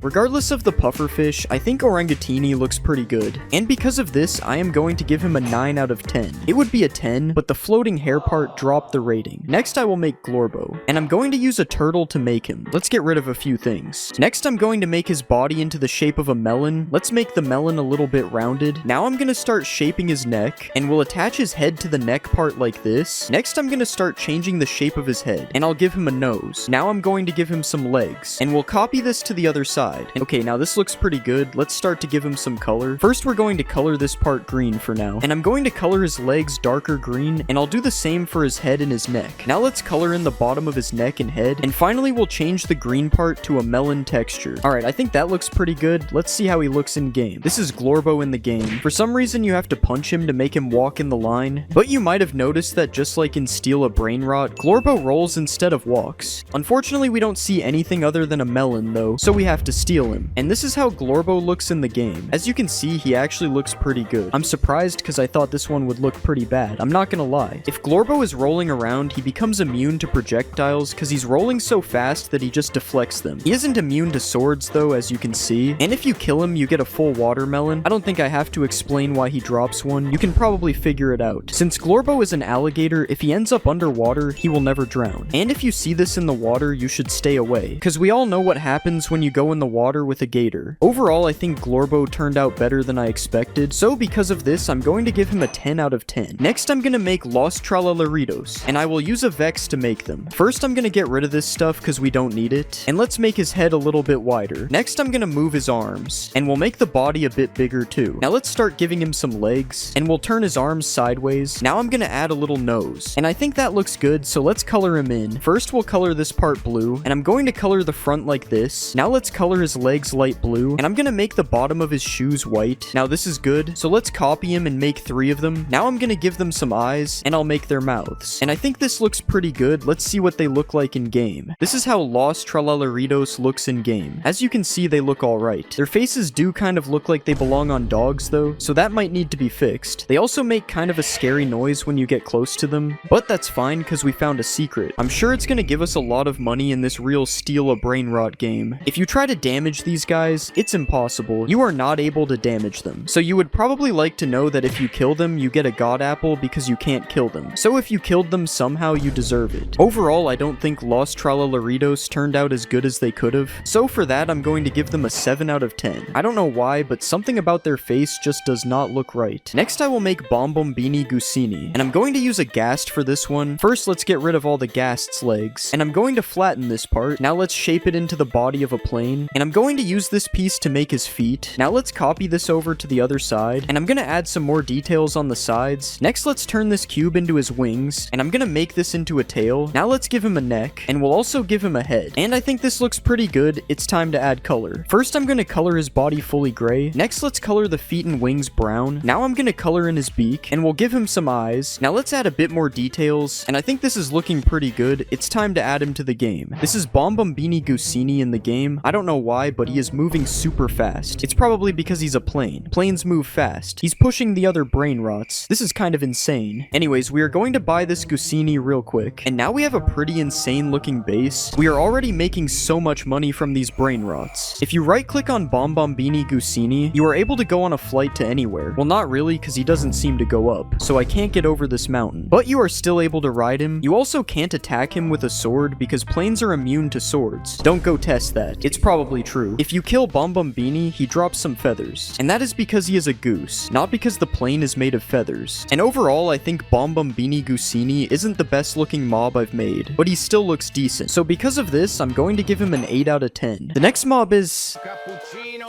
Assassino, and I'm going to use a creeper to make him. First, let's get rid of some of the stuff we don't need. Next, I'm going to shape the body into a coffee cup. I'm going to add a layer on top that will be a lid. Now let's add this straw thing up here. Next, I'm going to change the shape of his legs. Now let's give him some feet, and I'm going to add his arms on the side. Now let's start to give him a sword, and we'll copy this thing over to the other side. Now this looks good. Let's color him in. First, I'm going to color the coffee cup. I'll add some brown parts to the cup as well. Next, I'm going to color in his shoes, and let's color his swords gray. Now I'm going to give him some eyes, and we'll add some eyebrows on top. Now let's add some extra details. I think he looks pretty good. Let's add him to the game. This is how he looks in the game. He actually looks really good. I do think the shaders make him look a little bit worse than he did in Blockbench though, but this is definitely pretty good. Cappuccino Assassino is extremely fast, as you can see, and if you couldn't tell, he is really good with the swords. I mean, look at that animation. It's definitely not a really bad animation. It's super cool. If you kill Cappuccino, it takes a while, but when you finally do, he drops a netherite sword. The other sword gets killed as well. And since he's good at using the swords, he's actually able to use them to deflect arrows. He is using them, you just can't see it. But he also has a weakness, and that's fall damage, because if you drop a coffee, it's going to spill. Overall, I think Cappuccino Assassino is a really good mob, and for that, I'm going to give him a 10 out of 10. Next, I'll make...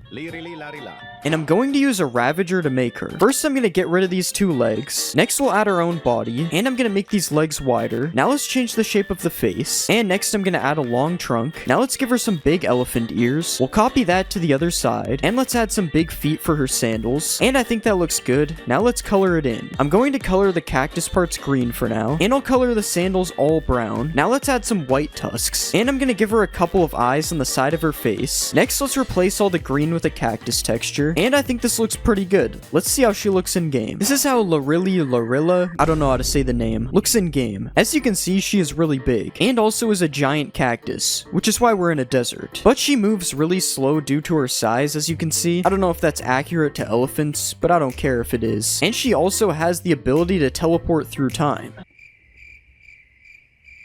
I promise it's true. If you want to ride the cactus elephant, you can, but I'm not really sure what's going on here. This would probably hurt because you're sitting on a giant cactus. Well, inside of one, at least. Lorilla is immune to a cactus, as you can see, because she's a cactus, and if you kill her, she'll drop a cactus. You gotta be careful doing it in survival, though, because she does have the same effect as Thorn's armor. Overall, I'm going to give the cactus elephant a 7 out of 10. It's just not a very good looking mob. It's kind of just a giant cactus. The next mob is... Ballerina Cappuccina. And I'll use a skeleton to make her. First, I'll make her legs a lot smaller, and I'll do the same thing for her body. Now let's move her arms down here as well, and I'll also move down her head. Next, I'm gonna change her head into the shape of a teacup, and let's make the little handle on the side. Now I'm going to add her skirt down here like this, and I think this is good. Let's add some color. First, I'm gonna color the cup like this, and we'll put the same color on her arms and legs. Now let's color her shirt a light pink, and I'm gonna add the coffee to the top of her head with a little swirl like this. Now let's give her a couple of eyes, and I'll draw a mouth down here. Next, I'm gonna add some detail. Okay, I think this is done. Let's see how she looks in game. This is how Ballerina Cappuccina looks in game. I don't know what I was doing making her face. Ignore her face. But other than that, I mean, she looks alright. I will show you something cool though. If you right click her, she can do a dance. It's a very good dance. Not glitchy at all. Ballerina Cappuccina has the lowest HP out of the mobs I've made so far, but she has fast speed from dancing to make up for having no health. The dancing also allows her to be immune to damage like fire damage, as she can dance over it. I know she isn't dancing right now, but just pretend that that's what's happening, okay? If you kill the ballerina, you get a bucket of milk, because that's the closest thing to a cappuccino in Minecraft, and overall, I'm going to give the ballerina a 6 out of 10. I'm not gonna lie, the design for this one was pretty bad. Next, I'm going to make Trulimero Trulicina. and I'm going to use a cat to make him. First, let's move the body up a bit. Next, I'm going to turn this tail into a fish tail. Now let's add a fin on top, and I'm going to put some fins on the side as well. Now let's give it some feet, and we'll add a chin underneath the cat head like this. Now I think this looks good. Let's give it some color. Let's color the sides of the fish like this, and I'm going to color these fins in red. Now let's change the color of the cat's head, and I'm going to color in the legs this color. Now let's add some fish scales like this, and I'm going to add some detail to his face. Now let's color in underneath, and I think this is looking good. Let's add him to the game. This is how the mob whose name I'm not even gonna try to pronounce looks in game. This has got to be one of the stranger looking mobs for sure. It's part fish, part human, and part cat. And part broken, as you can see with the fins. They're kind of glitchy. If you didn't know, this fish cat is supposed to be the fastest brain rot animal, so I added that. There is nothing faster than this in the game. I don't even know what's going on. The fish cat is also supposed to attack dolphins. It's so fast that it can't even attack them properly though. Like that one just no clipped out of reality. And this one's doing something. And if you can kill a fish cat, it drops a fish. It's either that or I make it drop a cat. I'm not gonna lie, this mob looks strange and is kind of broken, but I'm still gonna give it an 8 out of 10. Honestly, I don't know why. It just feels like it deserves a high rating. The next mob is... Trallallero trallallà. and I'm going to use a dolphin to make it. First, let's change the shape of the tail like this. Now let's change the shape of his head. Next, I'm gonna add a third fin in the back right here. And let's start to add some shoes. And this is pretty good. So let's start coloring his whole body blue. And I'm gonna color this part of the shoe lighter blue. And we'll color the bottom of the shark a whitish color. And I'll add some eyes like this. Now let's give him a mouth. And after changing the design a little bit, I think he looks pretty good. Let's add him to the game. This is how he looks in the game. I think he actually looks pretty good. His shoes are a little bit glitchy, but other than that, everything turned out good. I will say I'm not sure if he's the right size though. I think he's supposed to be a little bit bigger. He also does occasionally make some scary noises. I'm not sure what's up with that. Obviously, since this guy is a shark, he's able to swim in water. Well, kind of. I don't really know why he's bouncing up and down. I guess it's just those shoes making him walk on water. You are also able to ride him in the water, but for some reason you can't control it at all. Yeah, something might be wrong here. Anyways, you are able to ride on land just fine, if you ignore the fact that I'm super high up and that there's water noises. And if you kill one of these guys, you get a pair of those shoes for yourself. They're just diamond boots. They're not special boots. Anyways, I'm gonna give Trallallero Trallallà a 6 out of 10. He looks good, but there was too many broken features. Next, I'm going to make... Brr brr patapim. Il mio cappello è pieno di slim. and for this one, we are using a warden. First, I'm gonna get rid of all the stuff we don't need. Then let's change the shape of his head a bit. Next, I'm gonna make his arms a lot thinner. Next, I'm gonna start giving him massive feet. And next, I'm gonna add his big nose. Now this is looking pretty good, so it's time to color him in. First, I'm gonna color his feet like this. Now I'll color his nose in slightly darker. And I'm gonna color the leaf parts in green for now. Next, let's draw his beard like this. And I'm gonna give him a couple of eyes. And finally, I've replaced the green parts with leaves like this. And I think he's looking pretty good. Let's see him in game. This is how he looks in the game. As you can see, he's a little bit giant. Look at these massive feet. This is crazy. He also turned out pretty good, except for this glitched part on top of his head. I thought I removed all the warden texture. I guess not. This guy has a ton of health to the point where I wouldn't even try killing him. And he's also super OP in a fight. I wouldn't try fighting him either. He is kind of slow due to his size though, but that doesn't change that he has a lot of health. If you do kill him, you receive a forbidden item, which is air. It's nothing. It was supposed to be a plant pot with a sapling, but that's not an actual item that you can get in the game, which is why I called it a forbidden item. Anyways, he's honestly a good addition to the game. So because of this, I'm going to give him a 9 out of 10. It would be a 10 if it wasn't for the glitched warden texture on his head. The next mob I'll make is... Tung tung tung tung tung tung tung tung tung sahur. and we're going to use an enderman to make him. Let's start by changing his legs, and we'll make his body a lot longer like this. Now let's remove the head, and I'm gonna move his arms and make them shorter as well. Next, let's turn these cubes into his mouth, and now it's time for us to add some color. I'm going to color his entire body like this. Now let's make his cheeks a darker color, and we'll color the back of his eyes in white like this. Next, I'm gonna color his eyes brown, and I'll color his mouth a similar color. Now I'm gonna color in his eyebrows. Next, I'm gonna give him some black pupils, and finally I'll give him his bat. Alright, I think this looks pretty good. Let's see how he looks in game. This is how he turned out in game. Honestly, this is one of the scariest mobs yet. I mean, bro's face looks messed up. He kind of looks like Mr. Potato Head. Honestly, I don't think I want any of these running around in my world. He does not look friendly. I will say he is the first mob to have no mistakes though. Obviously, we gave him a bat for a reason, so let's see him put it to work. As you can see, the bat does crazy knockback, but because he has a stick, he has a lot less health than the previous mobs. And if you kill him, you can get the stick for yourself. Except it's a debug stick.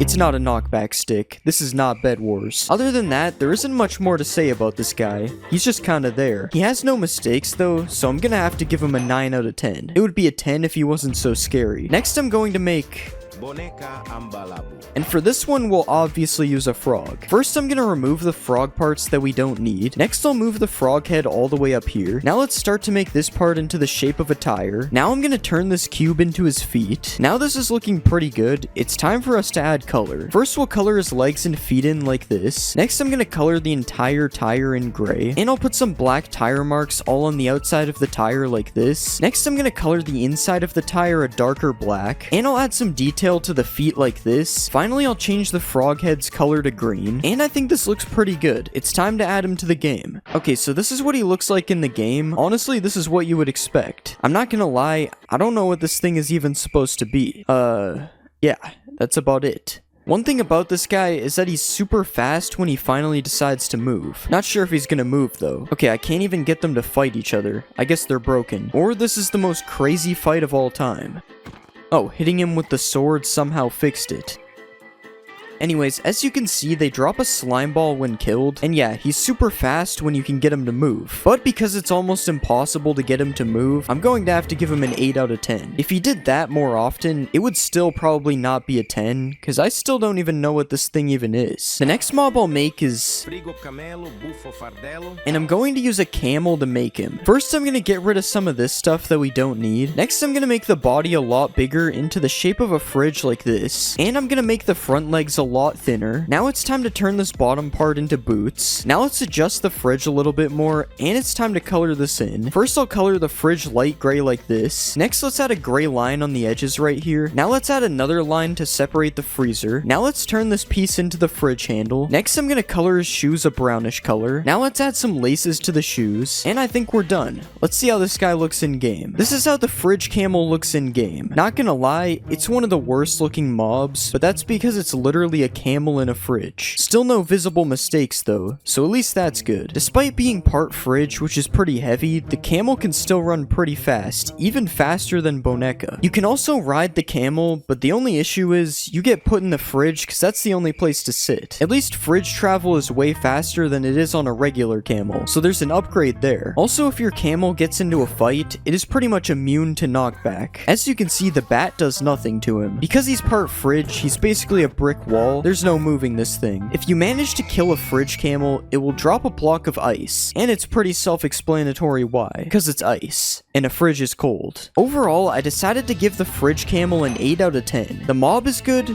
but I just don't like the design. Next, I'm going to make... Giraffa celeste. and I'll use a llama to make him, because llamas are kind of close to giraffes. First, let's get rid of these chests, and I'm gonna move the body up like this. Now let's make the neck more giraffe-like, and I'll make his head more like a giraffe too. Next, I'm gonna change the shape of his legs, and I'll make the legs longer as well. Next, I'll add a melon texture to his body like this, and now I'm gonna paint away these extra eyes, and we'll color in the missing parts on his legs. Now it's time to add some giraffe spots all over his body, and I'll start to add some detail to the spots like this, and I think that this is looking good. Let's see how he looks in game. This is how the giraffe looks in game. Yeah, it's definitely a giraffe. I feel like this would actually be a pretty good giraffe design if it wasn't for the giant melon in the middle. I might have made him a little bit big though. I don't think giraffes are this giant. Similar to the last mob, the giraffe is also rideable, although it is a lot slower than the camel is, as you can see. There's also still a seating problem like there was on the fridge as well. The main difference here is that the giraffe can fly though. Yeah, the melon made no sense, so I decided to make it make even less sense. We got flying melon giraffes in 2025. I also couldn't think of a drop for this mob, so once you finally kill it, it drops a totem. Yeah, this is probably the most random mob so far. Flying melon giraffe is honestly a pretty high quality mob though, so for that, I'm gonna give it a 9 out of 10. Honestly, I don't know why. I'm just doing stuff at this point. This mob I'll make is Odin Din Din Dun, and I'm going to use a creaking to make him. First, let's get rid of a few things. Next, I'm gonna make his body bigger. Now let's make it round because he's an orange, and I'm gonna give him some feet. Now let's change the shape of his arms, and I'll give him a hand on the bottom. Next, I'm gonna add the leaf thing on the top of his head, and I think he's looking pretty good. It's time to add color. First, I'm gonna color the entire orange. Next, we'll make his arms and legs a bit darker. Now I'm gonna color this top part green. Next, let's color in his nose, and I'll give him a mouth. Now let's add his eyes, and we'll color in his shoes. Finally, let's add a bit of detail, and I think this is looking good. Let's see how he looks in game. Here we have an Odin Din Dun in game. The way he walks is so tough. Definitely makes me want to buy him. Why is he jittering like this? Okay, I take it back. Maybe his walk isn't that good. Anyways, that doesn't take away from the fact that he looks really good in game. I mean, this might be one of my best brain rots yet. So let's steal this guy. I don't know where all my brain rots went from last time. It appears somebody stole them. This is Odin Din Dun in the real game. As you can see, he does a ton of damage and knockback because he's super buff. He also has so much health that you would probably never be able to win a fight against him. But that's okay because he is friendly as long as you don't attack him. And he will even pick you up and take you anywhere as long as you remain friendly. I wonder how this seating works. I think this position is a little bit strange. If Odin Din Dun somehow manages to die, he drops a definitely real orange. But don't try killing him with anvils though, cause he is immune to anvil damage for some reason. Just seems like something that he'd be able to do. And overall, I think that Odin Din Din Dun turned out really good. So because of this, I am going to give him a 10 out of 10. Next, I will make Pot Hotspot. And I am going to use a skeleton for this one. First, I'm gonna rotate his arms. Next, I'm gonna give him some feet. And I'll make his head into the shape of a phone. Next, I'll turn his head down a bit. Now let's turn this part into the phone he's holding. And I think that's pretty good. Let's add some color. First, I'll color in the back and sides of the phone. And let's add his screen like this. Now I'm going to color in the rest of his head. And we'll give him a face. And we'll add a bit more details to the face like this. Now let's change the color of the skeleton. And I think this looks pretty good. Let's see how he looks in game. This is how Pot Hotspot looks in game. As you can see, he turned out pretty good. I will say his face looks a little bit scary though. But he is a skeleton, so that's fine. Skeletons are supposed to be scary. The animation that he has for walking also looks a little bit sus. But that's fine, we'll still steal him anyway. And now we can go see Pot Hotspot in the actual game. This is how he looks inside of real Minecraft. Still sus. If you catch Pot Hotspot looking down at his phone, you are able to kill him in one hit. This is because he's not paying attention. Don't look at your phone while fighting. He's also immune to fire damage while looking at his phone. I don't know why. That's not a real thing. If you kill Pot Hotspot, he drops his phone. And if you try to use his phone, it has advanced security.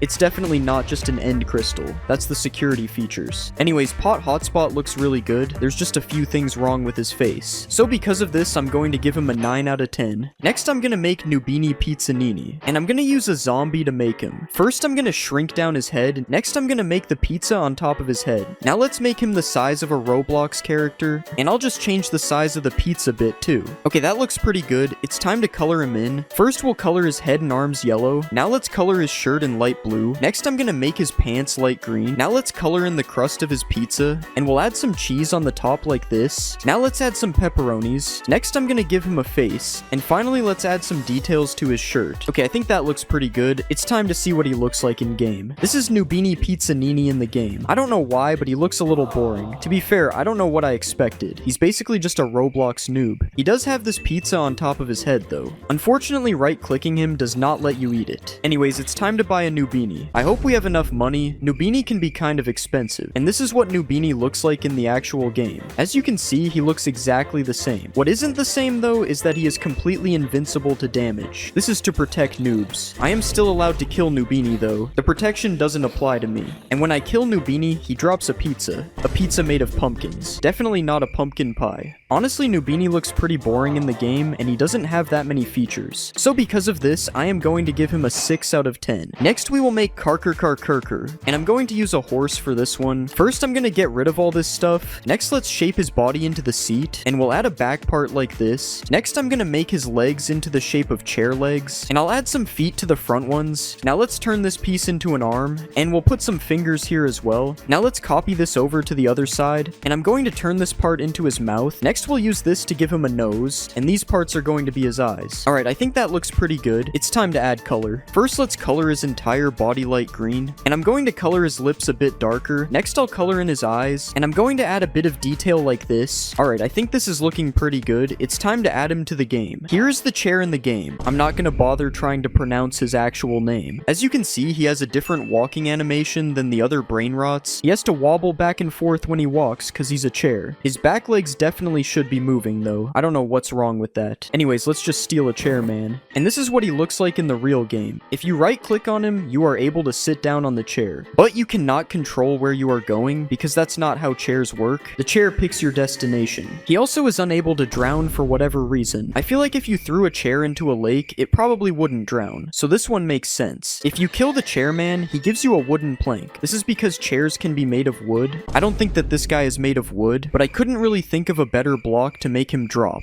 So he drops wood. And overall, I think the chairman turned out pretty good, but he's not the best brain rot I've made. So because of this, I'm going to give him an 8 out of 10. Next, I am going to make Las Tralalaritas, and we will use an axolotl to make them. First, let's get rid of the whole axolotl because we don't need it, and we will just use this Los Tralalaritos to make them instead. Let's replace all the blue parts with this pink color, and we'll do the same on the shoes, but make it a bit darker. Now let's color in the rest of their bodies bright white, and I'm going to make their lips lighter as well. Next, let's turn this into the bows that they have on their heads, and we'll color this light pink. And let's copy this over so each of them have one. Alright, I think that we are done. It's time to see what they look like in game. This is how they look in the game. As you can see, they look very similar to Los Trallaleritos from last video. But that's a good thing, because they are supposed to look similar. The one on the left is missing eyebrows though. I don't know how that happened. Anyways, let's buy a Trallaleritas. And now we have a full row of brain rots in our base, so I think it's time to rebirth. This is how Los Trallaleritas looks in the real game. For some reason, they are very small. If you want to kill them, you will get a bucket of axolotl for the kill. Just think of it as one of them in the bucket instead of an axolotl. And if they end up swimming in water, I made sure to make it so that they can't drown, because they look like they would be able to live underwater. Overall, I don't think Los Trallaleritas is the best looking mob, so because of this, I decided to give them a 7 out of 10. I added Pokemon to Minecraft. First, I made Lugia. Let's remove his legs, and we'll make his body a lot smaller. Now let's give him a neck. Now finally, let's add the blue parts on his back, and I think that looks good. Let's see it in game. Whoa, he is really big. Okay, I think he actually looks really good. There is one problem with him though. He literally just doesn't move. It makes him look so menacing when he's flying around though. Let's find Lugia in the nether. Oh, there's one literally right there. This is so weird because normally Lugia would be found in the water. I guess this is a special Lugia then. Let's spawn an army of Lugias. It's hard to spawn them because they're so big. Okay, I think there's a few too many Lugias around here. Let's catch a Lugia in a Pokeball. I don't think it's working. What about a Master Ball? Nope, still won't work. Alright, I'm going to give Lugia a 7 out of 10. He can't move. It's time for the next mob. Next, I made Quaxly. Let's move his body. Next, let's color him white, and we'll color his beak yellow, and we'll give him some eyes, and I think that looks good. Let's see it in game. Okay, something is wrong with his arms. Okay, that only made the problem worse. Okay, I don't know how to fix this. This is good enough. Alright, his head moves really weird as well. But other than that, I think he looks fine. Okay, I'm lying. It's definitely not fine. Let's spawn a baby Quaxly. Okay, this is even worse. What is wrong with his head? I'm getting rid of this one. Let's see if I can catch Quaxly in a Pokeball. Okay, this joke really isn't funny. Let's spawn a Quaxly army, and let's have them all follow me. I finally have my own duck army. Subscribe to join the duck army. Alright, I'm going to give Quaxly a 5 out of 10. I like him, but he's too broken. It's time for the next mob. Next, I made Magikarp. Let's make his body smaller, and we'll color him orange. Now let's color in his fins, and we'll color his back fin white. Now let's give him some eyes, and that looks pretty good. Let's see it in game. Okay, I should probably spawn him in water. Honestly, I'm surprised with how this turned out. He looks really good. Let's spawn a Magikarp army. Is there a baby salmon? No, there isn't. I wonder if these guys will fight an axolotl. No, but the axolotl will fight them. Let's try to grow him into a Gyarados. Okay, this isn't working. I guess Magikarp is boring in Minecraft as well. I almost forgot the Pokeball test. This doesn't even make sense. How am I throwing snowballs in water? Alright, I'm going to give Magikarp an 8 out of 10. He looks good, but he's boring. It's time for the next mob. Next, I made Charizard. Let's color his body fully orange, and we'll turn these spikes into his ears. Now let's color his head orange, and we'll make his mouth light red. Now let's give him some teeth, and we'll also add his eyes. Alright, I think that looks pretty good. Let's see it in game. Okay, that actually looks pretty good. Although I have no idea why he has 2 tails. He didn't even have a tail in Blockbench. Also, his neck looks different as well. That's so weird. Let's see if we can catch Charizard in a Pokeball. Alright, it's not working. Charizard is probably more of a Master Ball type anyway. Okay, Charizard is perching. Just imagine he's breathing fire right now. Alright, I'm going to give Charizard an 8 out of 10. I think he looks pretty good. It's time for the next mob. Next, I made Mew. Let's remove the legs, and we'll add a head. Now let's color the head and body pink, and we'll add his legs. Now let's add his arms, and we'll rotate his arms and legs a little bit, and I think that turned out pretty good. Let's see it in game. Okay, that doesn't actually look bad, but the eyes are off center somehow. Out of all the Pokemon I've made, Mew definitely looks the best. The sounds he makes is really weird though. Let's see a baby Mew. Oh my god, it's literally so small. This is probably an accurate size for a bee though. Let's spawn an army of Mews. Okay, the sound has gotten way worse. What if I attack a Mew? Oh god, this is not good. The sound has gotten even worse now. It sounds like a tiny airplane trying to take off. Alright, I give Mew an 8 out of 10. It turned out pretty good. It's time for the next mob. Next, I made Charmander. Let's delete his back legs, and we'll change his body shape a bit. Now let's make his mouth look open, and we'll color the back of his mouth pink. Now let's give him some eyes, and we'll give him a couple nostrils as well. Okay, that looks kind of weird. Let's see it in game. Okay, this just doesn't look like Charmander. I think this is the Digimon version, honestly. He looks kind of like the car insurance guy. And of course, the texture is broken in random places. Let's see a baby Charmander. I don't know why I always try to spawn a baby creeper. Let's spawn a Charmander army. Now let's see if Charmander can defeat an enemy Squirtle. Wow, this fight is amazing. Pokeball test. Nope. Let's see the supercharged Charmander. How is he burning? He's literally a fire Pokemon. This is probably the best the charge has looked on on any custom creeper. Charmander, use self-destruct. Oh no, he killed the other charged creeper. Wait, that dropped a creeper head though. Alright, I give Charmander a 6 out of 10. He looks kind of strange. It's time for the next mob. Next I made Squirtle. Let's color his head and arm thingies blue, and we'll also color his legs. Now we'll add a white outline around the shell, and I'll trace over the shell with different shades of brown. Alright, just one more color left. That looks pretty good. Now we'll make his head a bit bigger, and we'll give him some purple eyes, and we'll add white to the outside. Next, let's give him some tiny eyebrows, and we'll give him a smile that doesn't look weird at all. Now let's make his spirally tail, and that looks good. Let's see him in game.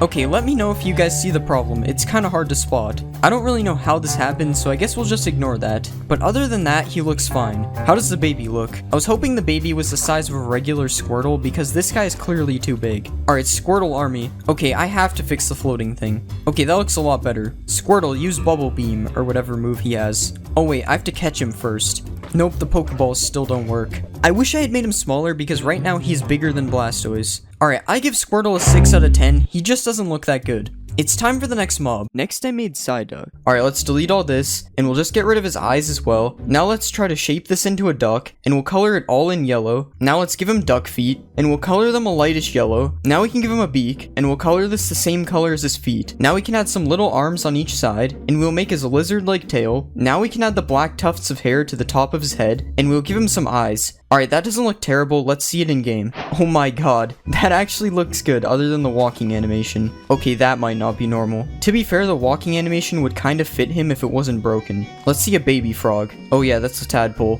Let's see Psyduck eat a slime. Okay, the slime probably has to be smaller. Oh my god, that is so cursed. Isn't this an achievement or something? Oh, I give Psyduck a 6 out of 10. He's just too cursed. It's time for the next mob. Next I made Pikachu. Let's color him fully yellow, and we'll make his nose black. Now let's add his eyes, and we'll give him his red cheeks and a little pink mouth. Now let's shrink his ears a bit, and we'll color the top of them black. And now we can add his lightning bolt tail, and we'll move this there. That shape looks pretty good. Now we just need to color it in. And we'll make sure the bottom of his tail is brown. That looks good. Let's see it in game. Okay, he actually turned out pretty good. Look at the baby one. Look how small he is. Pokeball test. Why does it never work? Pikachu army. One fox could ruin it all. Pikachu, use Thunderbolt. Oh, what is he doing right now? I just can't believe how small the baby Pikachu is. It's like a mouse. I give Pikachu a 10 out of 10. I mean, how could you not? It's time for the next mob. Next I made Snorlax. Let's color him in greenish blue first. Now we'll change the shape of his ears. Let's make his face whitish. And we'll do the same for his belly. Now we can add his sleeping eyes, and we'll give him a smile, with a couple of teeth. Now we can color his legs the same color as his face, and we'll add little brown circles to them as well. And now finally we can give him some claws, and we'll color them white. I think that looks decent. Let's see it in the game. Yo, that actually looks pretty cool. And baby Snorlax? Yo, he's doing a roll. Ignore the missing texture on his head. Let's give them some bamboo. Apparently the small ones don't eat it. I don't know what you're talking about. The head is fine. I'm pretty sure Snorlax is supposed to be sleeping. We have to do a Pokeball test. Nope. Alright, I give Snorlax an 8 out of 10. It would be a 10 if he could sleep. Time for the next mob. Next I made Gengar. Let's delete his body and back legs, and we'll move his head down. Now let's color him light purple, and we'll add some tiny arms on the side. Now let's add the spiky parts on his head, and we'll give him some red eyes. Now let's draw his mouth, and we'll give him some angry eyebrows. And finally, let's give him some pupils. And I think that looks good. Let's see it in game. Okay, I don't know if that looks good or bad. I have no idea why his face is off center. Oh god, why does his head move like that when he's walking? Let's see if Ash can catch Gengar. Okay, I don't think he's interested. Let's see if I can catch Gengar. Nope, it's still not working. Let's spawn an army of Gengars. Okay, now Ash is interested in the Gengars. Let's see a supercharged Gengar. Oh god, they're all on fire. I don't know why I keep doing this. It never works. Let's see if Gengar can kill Ash. Yeah, I don't think that's what happens in the show. Alright, I give Gengar a 6 out of 10. I don't know why his face isn't centered.